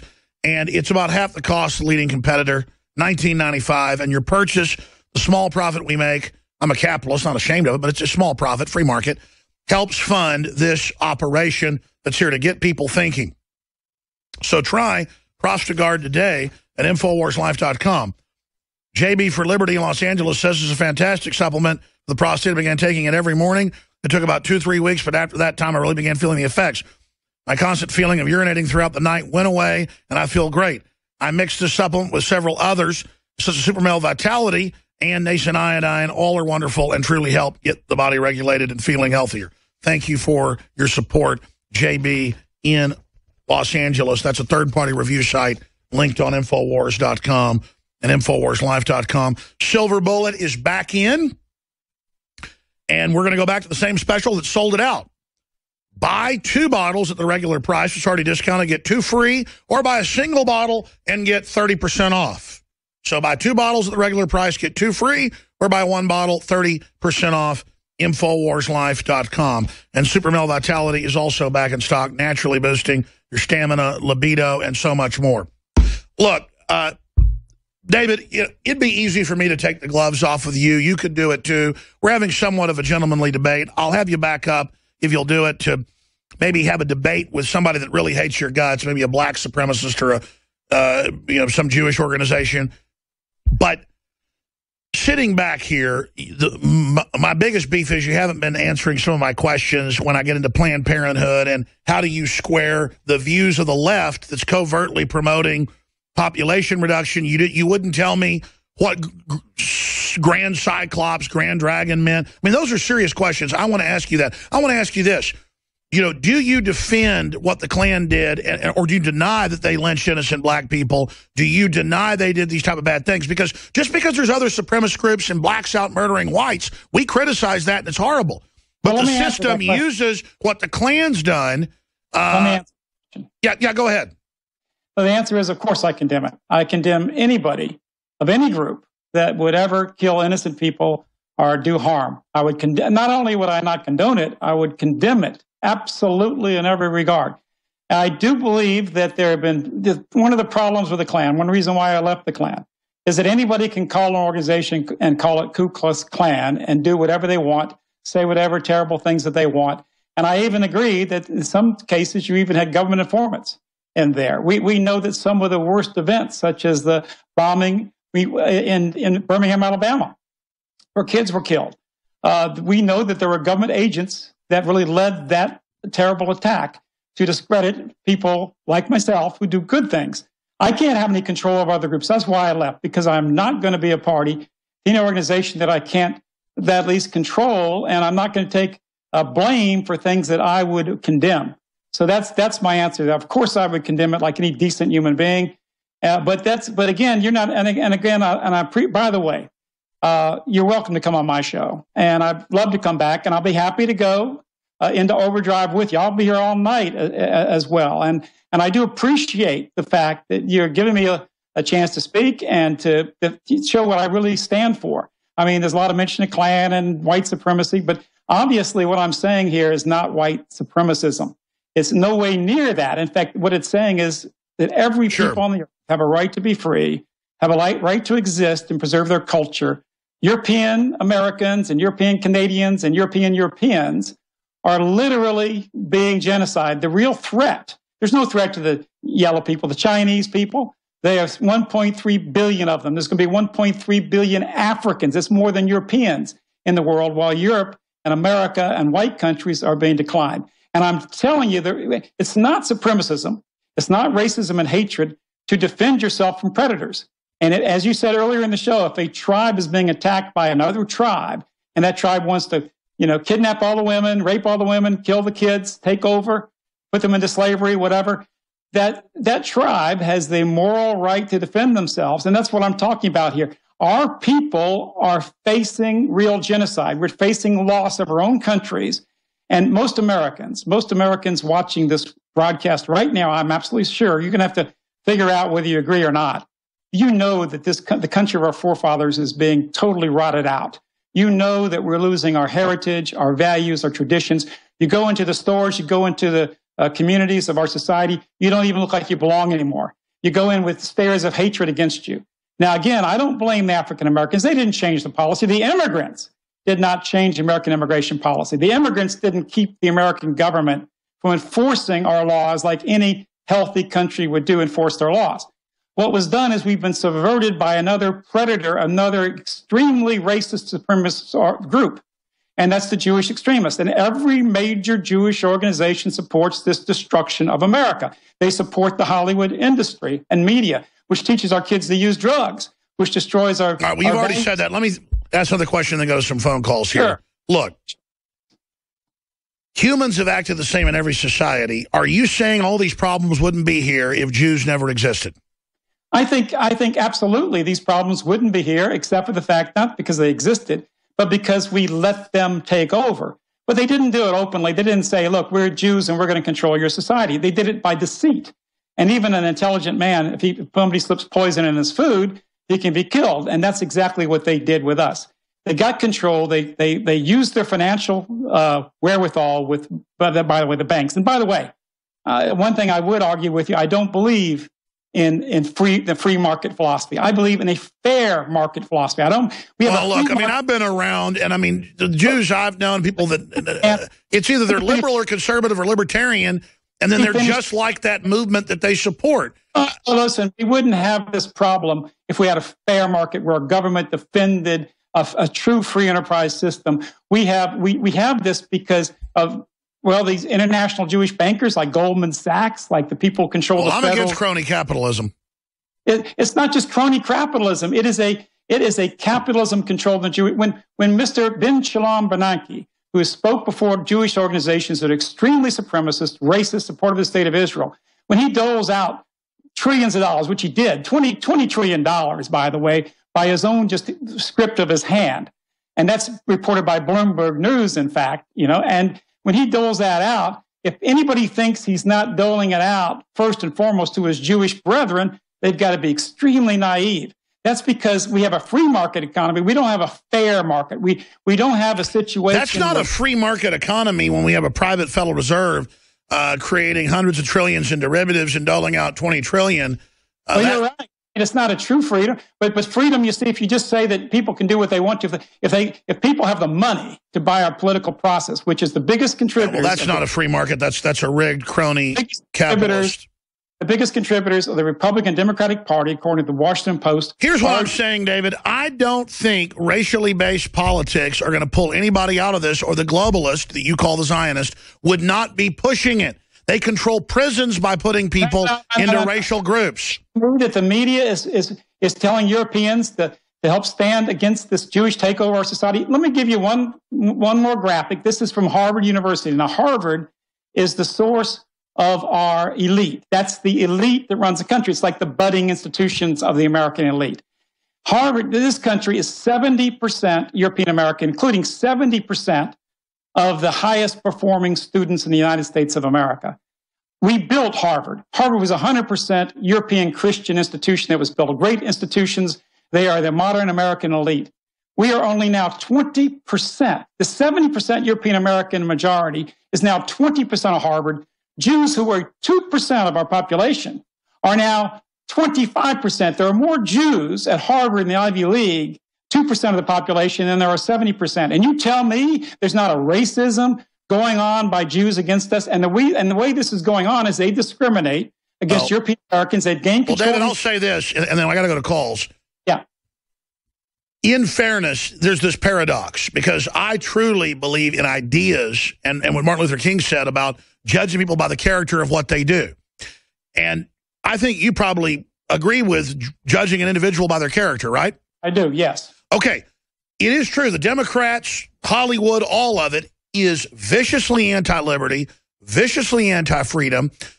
I think felt dominated by Western culture, has now basically taken it over, the left has, and wants to destroy it, even though they're in control of it. So there is an attitude, and I call it basically leftist garbage, collectivist garbage, that does want to overthrow any original Western institutions, even though that's the source of the power structure's power. And so I think it's more an act of ceremonial domination, almost at a subconscious level, than it is anything else. And regardless of who's running the show, there is freakish racism against whites now being promoted everywhere. And I think it's meant to just condition everybody to accept anything and to accept what's coming in the future. Well, I agree with you in a sense. And I tell you, but it's not just the left. It is the so-called controlled right. You know, the Republican Party has been taken over by essentially Jewish communists. And this is no joke. Go to my site. By the way, you can, people, in fact, I'm going to send you a copy of my book, Mr. Jones, and you can read it. It's called The Secret. Let me see if I can get this in the camera. Secret Behind Communism. And what this book does is it documents. I went into the archives of the Russian government, the old communist government. In fact, the government now in Russia is anti-communist. It seems like the Jewish media doesn't know that. That's why they don't like the Russians, because they don't have the power over the Russian people they once had. That's why they hate Russia so much, and they're trying to get us into wars with Russia and sanctions against Russia. But this book literally shows and proves to anybody of a thoughtful person, I use Jewish sources, I use mainstream sources, I prove that the Russian Revolution, the Communist Revolution, in fact, the communist movement worldwide, that it was overwhelmingly a Jewish movement. It was a tribalist movement.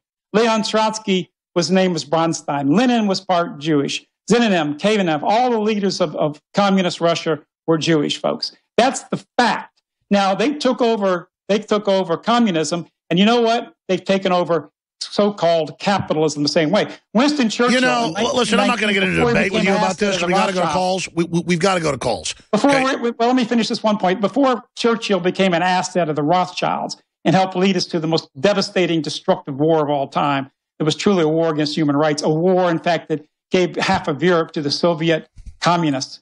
Winston Churchill wrote a big article in 1920 called Zionism versus Bolshevism, a struggle for the soul of the Jewish people. And in there he said the Jews are divided between Zionists and communists, and how the Jewish communists, he talks about the Jewish control of communism, how they gripped the Russian people by the hair of their heads and massacred tens of millions. Now, there's no debate that a lot of the leaders of the Bolshevik takeover in 1917 and V.I. Lenin and all of it were Jewish. But Stalin then went after them, and there was a big purge. So, I mean, just to say the whole Soviet history was Jewish isn't true. Stalin was one of those collaborators. And he basically, ultimately, in the end, realized that these Jews were not going to be loyal to the Russian people. And he began to take actions against them. And that's why I believe we had the Cold War, to tell you the honest to God truth. Because Russia, once the Jews were removed from their intelligence apparatus, once they were removed from the Politburo, and many of them were at the end of the Second World War, it was a matter of time where Russia would free itself of Jewish communism. And that's exactly what happened. But they didn't want a smooth transition like China. That's why the Jews supported Yeltsin, who sold the country to the Jews. Jewish oligarchs took over 50% of the resources of Russia. They tried to turn Russia... We've got to go to calls. And again, earlier you would act like I'm not giving you time when we're going to break our calls. We've got to take calls because the interview's almost over. The point is, and we're going to get folks on that think the Catholics run it all, and we're going to get folks... Oh, you never answered the question about the whole Catholic conspiracy, because folks have got maps showing Catholics run everything. The truth is there's people in all these different power positions, and I just think it lets people cop out and not take action on their own lives to say, I don't have a job because of Jews. And that's really my problem. Go ahead. Okay, let me answer that question. I can disprove the idea that the Catholics control the world by just looking at the realities of the facts and thing. It's not Catholics who own and control the Hollywood destructive media. It's not Catholics who control the international banks. It's not Catholics who control this incredible pro-Zionist policy in the Middle East. In fact, the Vatican opposes these Zio wars in Afghanistan, which have also killed and maimed hundreds of thousands of Americans. Do you like the new Pope? Huh? I disagree with some of the aspects of the Pope, but I know he doesn't have much power. If Catholics really had power, you wouldn't have a media, even at Easter, talking about pedophilia, right? Constantly, because they don't talk about the pedophilia and the sexual perversion that dominates the Jewish community. Some Jewish organizations do, thank God, but that's not allowed on our platform. See, that's the thing, is that the Jewish community is very, very diverse from my research and experiences, and I just don't see Jews that are all awake and part of some conspiracy. I see Jews that are Republicans, Democrats, Libertarians, and they're just like the ideologues that are Gentiles right next to them. Jews are overwhelmingly Marxist-oriented, but there are some conservative Jews. But one thing Jews are not diverse at, and that's support of the Jewish tribe. The idea that Gentiles are out to get them, the ideas of helping each other, and that's how they take over society, just like Harvard. How can 2% of the country, 2%, now have 25% of the students at Harvard and the Ivy League, and the European Americans, which are 70% of the best students, have only 20%? That is racial discrimination. Well, a lot of that is Jews are really smart. They work hard. They help fund their own organizations. And a lot of Gentiles go out and start businesses and make even more money. I mean, David, I know you've got a bunch of degrees and stuff. You're proud of that. That's fine. But there's a lot of Gentiles I know, you want to call us Gentiles, who don't care about degrees but are super successful. You know, most of the billionaires out there didn't go to college, right? Alex, Mr. Jones, I think that's really a cop-out, say Jews are more intelligent. They're only 2% of the population. I don't mean more intelligent on average. They just are into education and are smart. Question, please. Are you saying Jews aren't smart? Wait, if Jews are really, say, more intelligent, the truth is it's not true. I didn't say that. Look at Presbyterians. Their IQ scores are higher than Jews. The difference in Presbyterians and Jews is the fact that the Jews have this tribalist, supremacist ideology where they help each other and support. That's how they take over institutions. Whereas Presbyterians don't do this. That's the difference. And secondly, the real critical issue here is if they're more intelligent, then why are 70% of the highest performing students 20% of Harvard? It's because Jews have taken over Harvard. They control the provost. They control the selection. In fact, they use this thing called diversity as a scheme, because what they do is they throw out the test results. I can prove to people, I have a report on this on davidduke.com. You can go to my website, davidduke.com, do a search on Harvard and the Ivy League, and it shows that Jews are overrepresented by 14 times more than their ability warrants. And by the way, the most outstanding students at Harvard University, with even a lot of Jewish professors in it, the most outstanding students is Phi Beta Kappa. Those are the top performing students. And interestingly enough, even though Jews outnumber European Americans at Harvard and the Ivy League, the Phi Beta Kappa, 55% of the recipients after 4 years of college of performance were European Americans. Jews, who are 25% of the population of Harvard, were only, guess what? 11%. So again... Well, I know you're into academia. It kind of makes me get nauseous, so... Saying that Jews are smarter, that's the biggest racism and the biggest kind of supremacism I ever said, because they're not smarter. The reason they're in power is because they're I did not say that Jews were smarter. In my experience, Jews are pretty smart in business and stuff like that. Well, you suggested they are pretty smart in business. I'm not saying that they're dumb people, but their power is not based on the fact that they're smarter than all of us. Look at the tremendous beauty and great achievements of Western civilization, culture, science. All right, we got to go to calls. This whole thing, David Duke is our guest. You're listening to InfoWars Radio. I'm Alex Jones. This whole thing just makes my head hurt because I just want to promote the ideals of liberty across the board, and I want to be able to throw it in the face of the Southern Poverty Law Center and other people that I don't sink down to their race-based nature, that the left pushes. And that's what I'm saying is I want to transcend that and try to promote liberty to everybody and not fall into the race-based system. But it looks like they're pushing it so hard, and the left is so racist that at the end of the day, it's just going to become that, because if you're white, you won't be able to be in any area that has people that aren't white in it because you'll be killed. And I guess that's the goal. And I mean, just whoever's behind it, it sure is working. Well, you're right. That's exactly where we're going. But just remember the SPLC that's attacked you, the ADL that's attacked you, a lot of the power in media that's attacked you. The SPLC is led by Mr. Cohen. Yeah, that's a Kohanim. That's like the Jewish priest class. The second in command is Mike Potok, who's Jewish. The ADL, of course, is controlled. It says it's a human rights organization, and it supports the incredible crimes of Israel against the Palestinians, against the Lebanese. And by the way, I want to speak to my Christian brethren, too, the so-called Christian Zionists. My goodness, I feel for them. I feel pity for them that they've been so brainwashed by the Jewish media that they support the Jewish state of Israel, which has massacred, murdered tens of thousands of Christian Palestinians and Christian Lebanese. Well, we got to go to the calls now, but I'll say this. If the people that are promoting hate laws and hate crime laws are successful, David Duke would be arrested for talking like this. I would be taken off the air. And I want to say this, whether you agree with this or find it to be detestable, and I find it all to be very, very frustrating, we have to understand that they're using political correctness to shut all this down, and that's why we need to have the controversial guest on. We need to support the open, free debate. And we're going to have people on that disagree with Mr. Duke, and we're going to have people on that are basically ideologically the same. I mean, look at Nation of Islam. It's like black David Duke people. You know, they basically say the same thing, like but from the perspective of black people, oh, it's almost identical. They're not. I don't say, I've never said we should go out and start killing black people or anything like that, like Nation of Islam has said. So that's just not really accurate. Okay, I think so. Listen, it's a simplification. I'm saying Louis Farrakhan says a lot of the same stuff you say. Well, he says some things I agree, and I agree with any black person that wants to preserve their own heritage. I will come on Overdrive. I'm willing to spend whatever time. We have a lot more to discuss, so let's do it. I'm ready to go. Well, we got to go to these calls, and I've got meetings, and I got to run this place and nightly news. So maybe we can go 20 minutes to the next hour. I haven't taken a single call. Let me take some calls. Yeah, let's go to Deutschland. Let's talk to Eric from Germany via Skype. You're on the air with David Duke. Go ahead. Hi. Well, it's a really interesting conversation and dialogue between you two. It's been fascinating. In the past year, the United States, population 330 million, took on about 100,000 illegal immigrants. Frau Merkel this year said that Germany, population of 80 million, can take on 400,000 people from North Africa and the Middle East. I'm wondering what Dr. Duke thinks about this.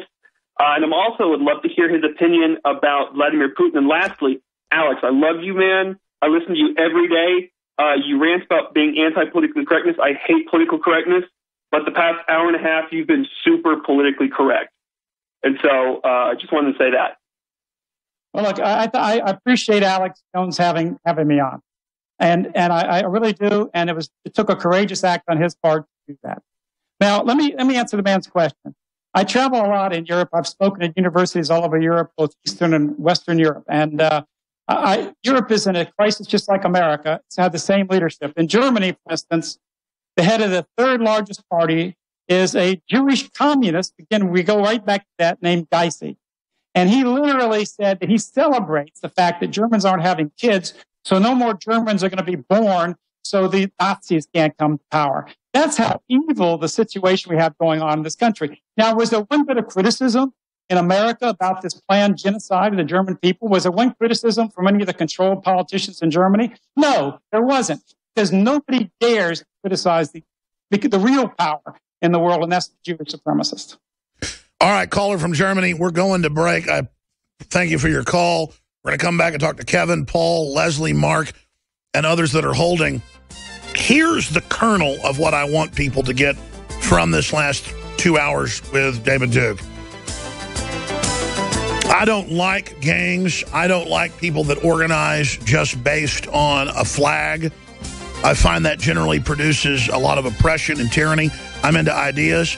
But what's shocking is MSNBC and CNN and the media is more racist and more out of control than David Duke by far. That shows how much trouble we're in and how mentally ill the left is.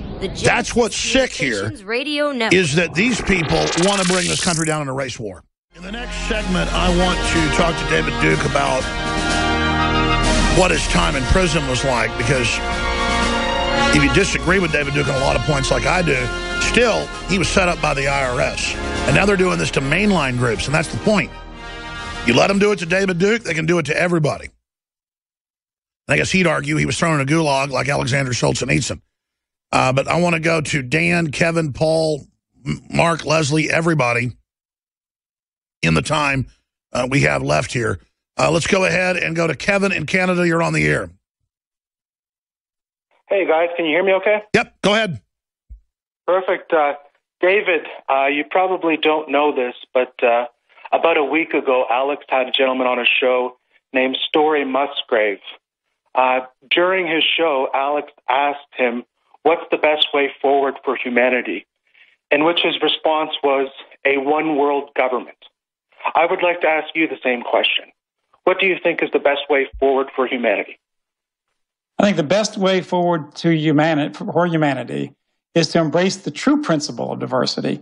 That is, just as in nature we have biodiversity, we have human diversity, every people must have the right to preserve their own heritage, to enshrine it, to continue to raise it up. Every people has the right to exist. Every people's got the right to control their own affairs. The truth is that humanity is not all one. We are different. We're all human, but we're very different in the way we look, the way we act, the way we feel, what the things we want for our society, our religious views. So true freedom is allowing every people to exist and survive. And if that's racism, well, I don't know what super racism is. The real racists are those who try to control the media of this country, this tiny, tiny minority who control the discourse, who control our academia like the Ivy League, who control broadcasting to a great extent, except there's some exceptions like Alex Jones, and I appreciate many things he does do. And that's the reality. Come on, David. You you and your buddies behind the scenes don't like me. No, listen, I don't have any dislike. You let me on. That's a lot more I can say for a lot of the mainstream media, and that took a lot of courage on your part. And I want to continue. I hope that my academic research and my book, so I got The Secret Behind Communism. I'm going to send you a copy of that, and also your listeners, Jewish Supremacism. This is documented with 600 different citations, which are literally showing the exact proof of what I'm saying. I can show you what's in the Talmud, the Jewish religious book, how that this idea of Jewish supremacy and control of the world has been around a long time. Ben Gurion, do you still have that graphic? For this is a good answer to the question, folks. This is the world I don't want right now. I can show you. Ben Gurion. I have a graphic that I sent up to you of Ben Gurion. All right. Ben Gurion, in a Look magazine article, all right, literally gave his prediction. This is a fact. Anybody can prove it.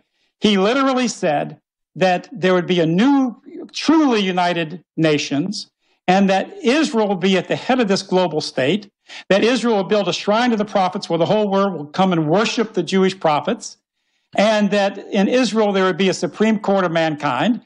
They would abolish all armies and control the world. Now, this is not some obscure Jew. This is the most famous, the most respected Jew in the world. If Jews were not working toward this tribal dominance, why didn't they condemn Ben Gurion for this pronouncement of Jewish globalist dominance? And if you look at the banks, you talk about banks every day, and you should. But look at the bankers, the Rothschilds. They weren't just Rothschilds. They were part and parcel of the leading Jewish community. The Warburgs, the Schiff that supported communism. We can just go on and on. The Federal Reserve bankers that control and ruin this country. I just don't think it's possible to look at this thing rationally without seeing that there is a tribal connection. Man, it's just Jew. It's like the Catholic thing, and then or like the media promoting gay. It just gets old. It's almost like people that are obsessed with this just have Jew on the brain. It gives me a headache. You're right. I really believe that the Jewish supremacist power in this world is the key issue to all of it. The gun control groups overwhelmingly are led by Jews. The lesbian, transgender groups are led by Jews. You can just keep going on it. The media that's teaching David Duke's on the show. I tell you, man, we're going to come back with more phone calls. We'll be right back with Dan and others. Stay with us. Well, I had a lot of stuff to get done around the office of the Nightly News coming up tonight. But this is an important debate. We got loaded phone lines. For David Duke, I'm Alex Jones. And I didn't even think of this. But Rob Jacobson is now the oldest employee of InfoWars who's been here continuously. So he's been here 10 years. Rob Jacobson. And, of course, we get the orders from Tel Aviv. They go through him. I'm joking. Rob Jacobson helped make Endgame. He helped make so many of the big films that we produced. He's one of our great video editors. He studies the New World Order. He exposes it. and he wants to talk to David Duke. Now, I don't know if David Duke's scared to talk to a Jewish person. I'm being sarcastic. You may think he's going to grow vampire fangs or something. But, Rob, I didn't even think of this. In fact, next time David Duke's on, we ought to get you in here in studio so you can talk to him and, make your own points. But you've studied the Federal Reserve. And that's a point I didn't make earlier, that a lot of the people that founded the Federal Reserve, some were Jewish, some weren't. They ended up funding fascism, the Kaiser Wilhelm Institute. And that's something David said earlier, that no, there's no connection to Nazis trying to take over America. No, I said fascist. The McCormick-Dickstein Committee exposed that. There was a major pro-Nazi movement here in the U.S. The Bushes were involved. And next time Duke comes on, we can debate that further. But I need to go to these calls, too. But, Rob Jacobson, you wanted to talk to David Duke. Yeah, I was just curious. Thanks, Alex. I was just curious. I heard all this conversation during the radio show today. And, Mr. Duke seems to be pretty educated in a lot of parts of the world. And you guys were talking about bankers. So I was just curious if he could explain to me which one of these bankers is the Jew of maybe the founders, maybe the guys of the Jekyll Island. I'll just name them off, and as soon as the Jew is there, the hidden guy, whatever, he could just educate us, I feel. Is Nelson Aldrich Jewish, Mr. Duke? No. I don't think so. Okay. How about Abraham Pyatt Andrew?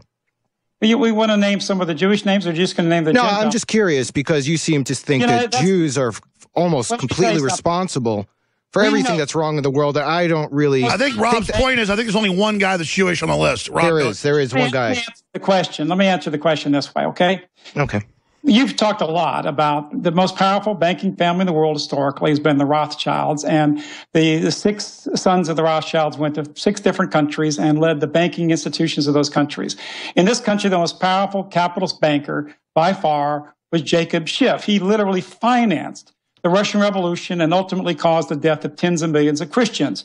The Federal Reserve for the last 3 decades has only had Jewish supremacists, Jewish extremists, as head of the Federal Reserve, who support all the major Jewish organizations, which oppose all the principles that Alex Jones talks about here. Yeah, but Mr. Duke, this is not the origin of this place. You're definitely cherry-picking history here to support your side of history. Let's go further. Let's talk about the original 1929 Big Six. Which one of them are Jewish? I mean, these are the guys that started. Let me ask the question. All right, listen. I think Jekyll Island was set up to try to get in as much of Gentile collaborators. There have always been Gentile collaborators, but there's no way to deny the fact that the most powerful predator bank on planet Earth, who's practically picks the members of our Federal Reserve, picks the members of our Treasury Department, is the biggest contributor for presidents of the United States, both Republicans and Democrats. The biggest single corporate contributor is Goldman Sachs. But this is recent history. But Goldman Sachs was more of a socialist movement. Yeah, this is within the last 25 years or 35 years. This isn't like deep-rooted stuff. This whole system was set up by the Rothschilds. You could say that. I mean, but you could also say that the Rockefellers contributed to that, and so did Andrew Mellon. Yeah, let me ask you this question. What about the Rockefellers and the Nazis? Because the Rockefellers worked with the Rothschilds. In my experience, the Rothschilds helped start some stuff in Israel, but they just play both sides. I see the Rothschilds as really just very sociopathic. Rothschilds, by the way, bought off Winston Churchill. As a young boy, they financed his kit when he went to South Africa. The Rothschilds gave him a huge wedding present to his wife and kids. They were developing Churchill because he was an aristocratic Gentile, and they know to advance their program, they've got to have Gentiles involved. And Churchill drove Europe into a war, a horrific war that killed 54 million Europeans, and also caused the takeover of half of Europe by communists, which at that time had a lot of Jews involved, and they also basically took over the West. This war was a catastrophe. So there are Gentile collaborators, but if the Jews don't run the insiders, the elite of the world, then why is it that Israel has a law right now where it's against the law for a Jew to marry a non-Jew? If any American, any European, any Canadian proposed a law where it's against the law to marry a Jew or against the law to marry a non-Jew. It's like an anchor baby thing. They say guest workers can't marry someone to be able to stay there. We have similar laws here for sham marriages.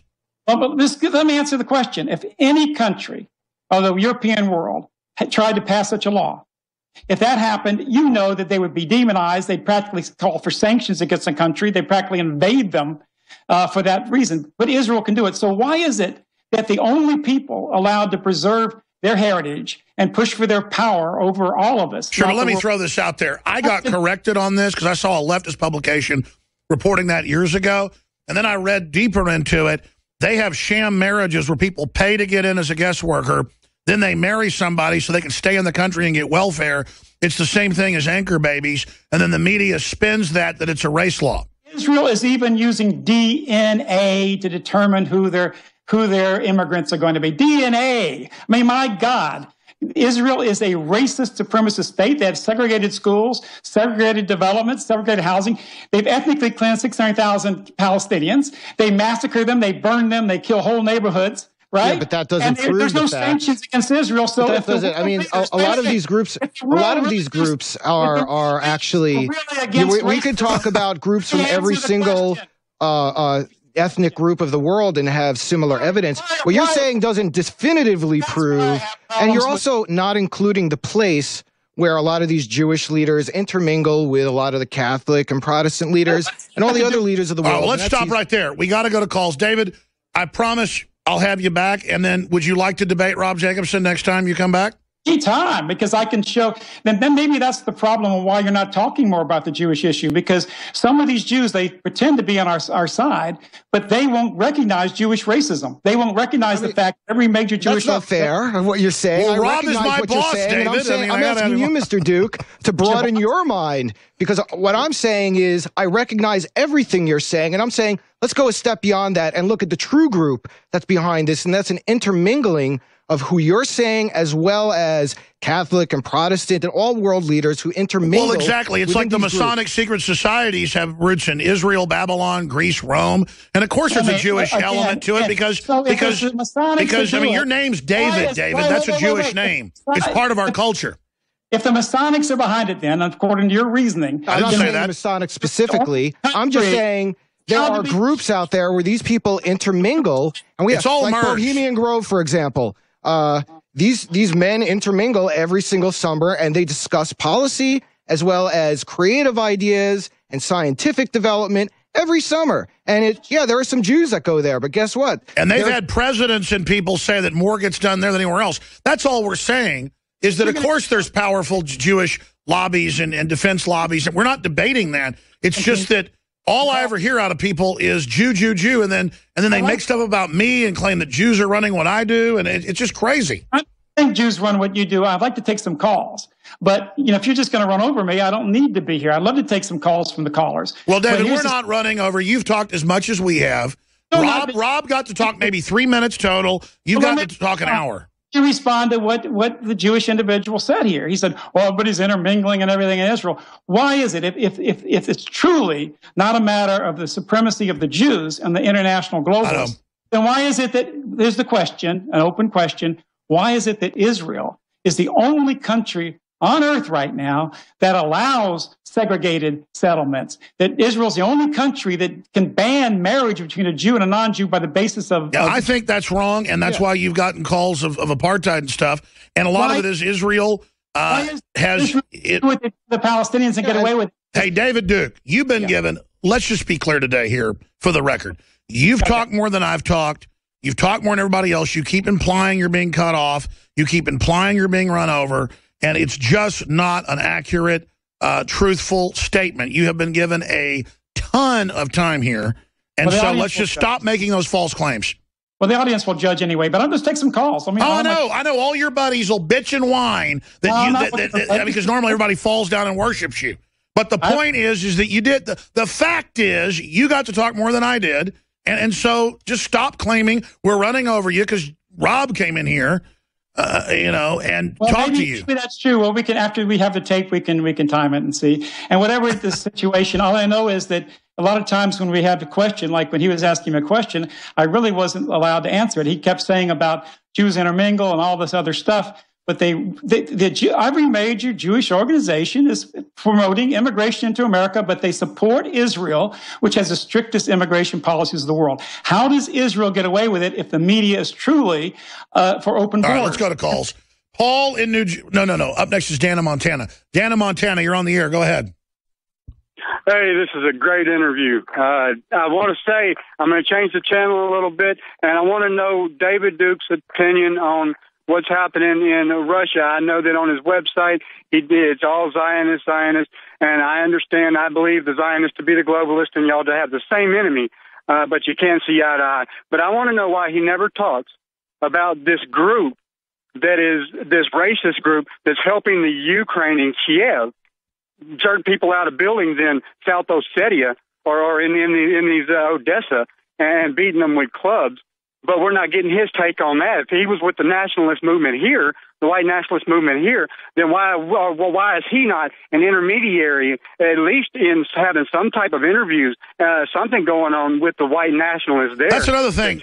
We got George Soros financing known white supremacists in Ukraine to attack the Russian-held areas there in eastern Ukraine, there in the Crimea. Undoubted fascist right-wing, Heiling Hitler. Why, again, would George Soros be funding that?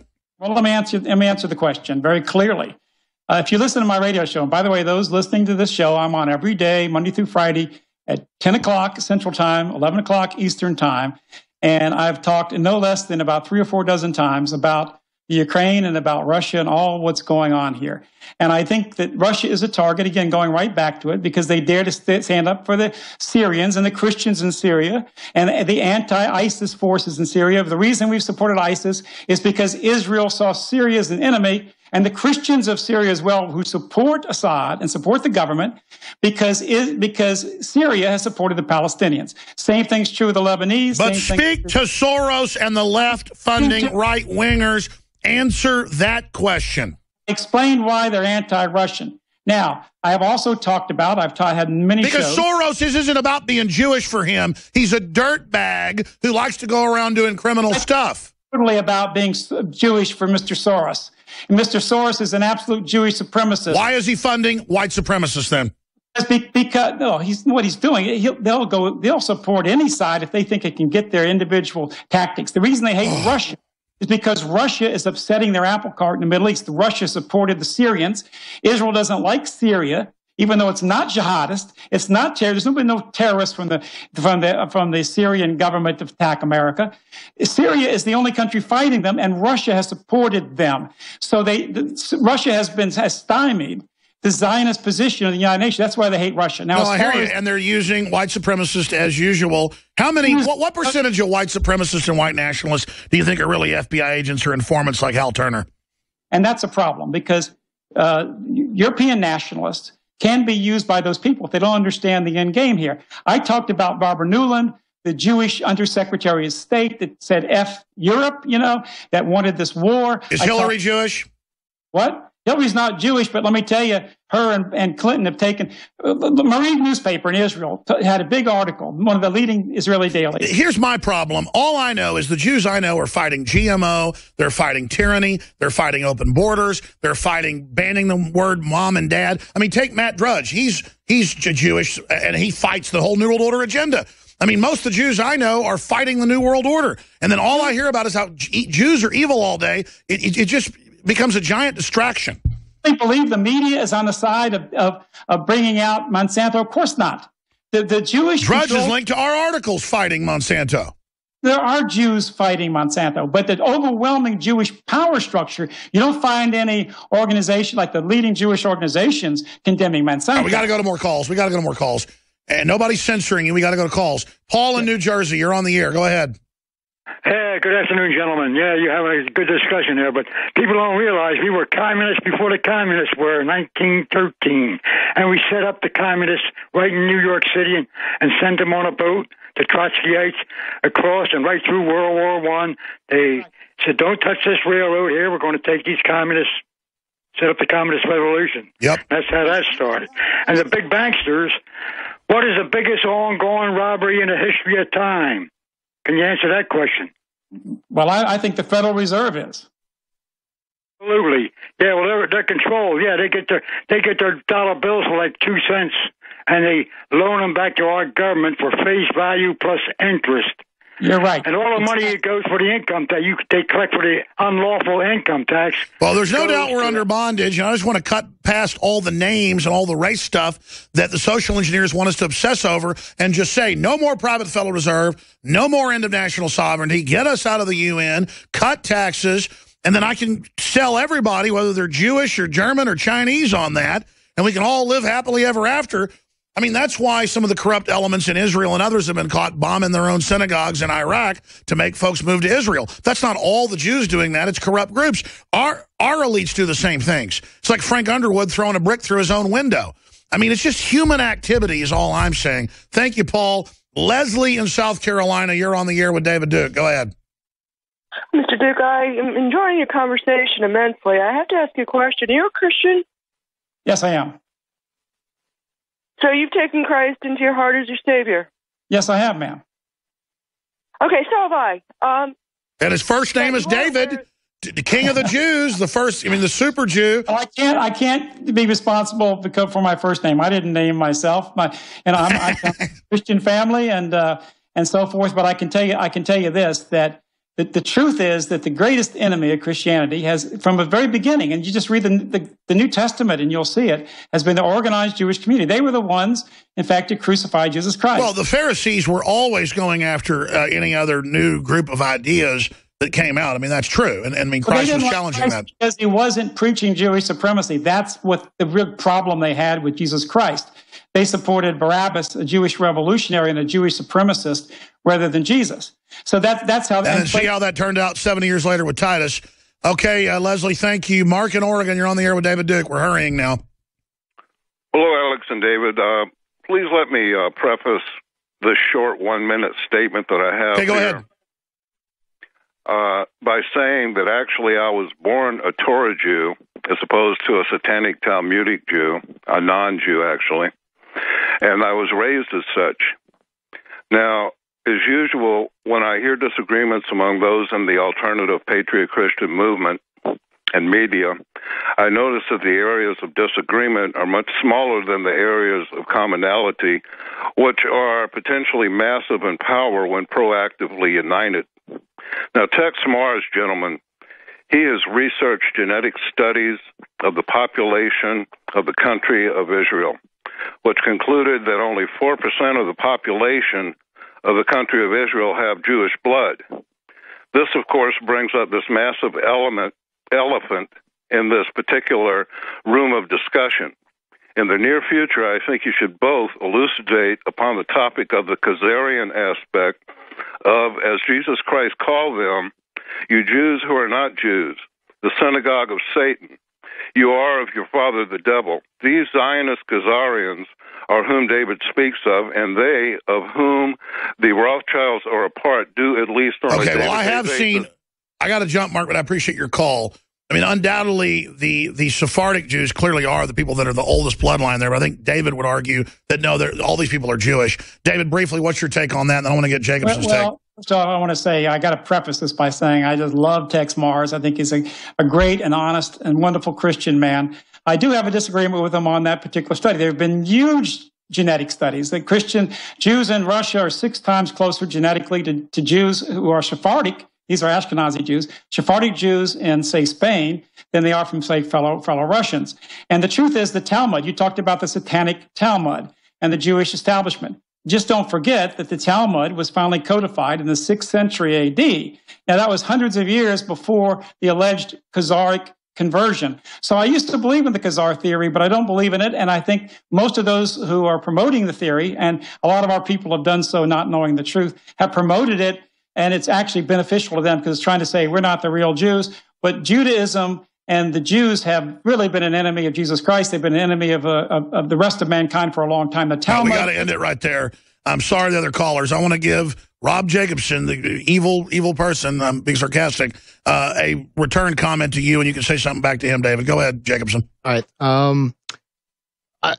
When it comes to that history of the Jewish people, I don't know that much. But what I am aware of is, of course, like any other group, there's going to be a corruption, a people who are, rise to the top, an elite of this group who do dirty, corrupt things for their own benefit, just like any other group.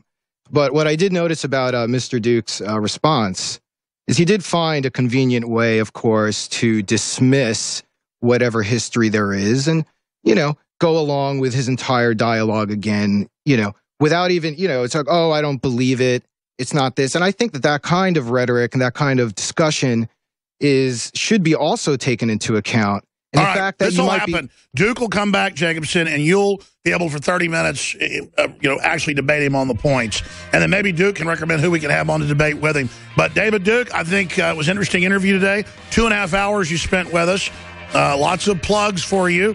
But you'll get to be the victim and claim I censored you. Tomorrow at 10 o'clock Central Time. All right, yeah. So there you go. David Duke, very, very wolf-like. Nice little friendly wolfie. My, what big eyes he has. We're out of time, folks. God bless you all.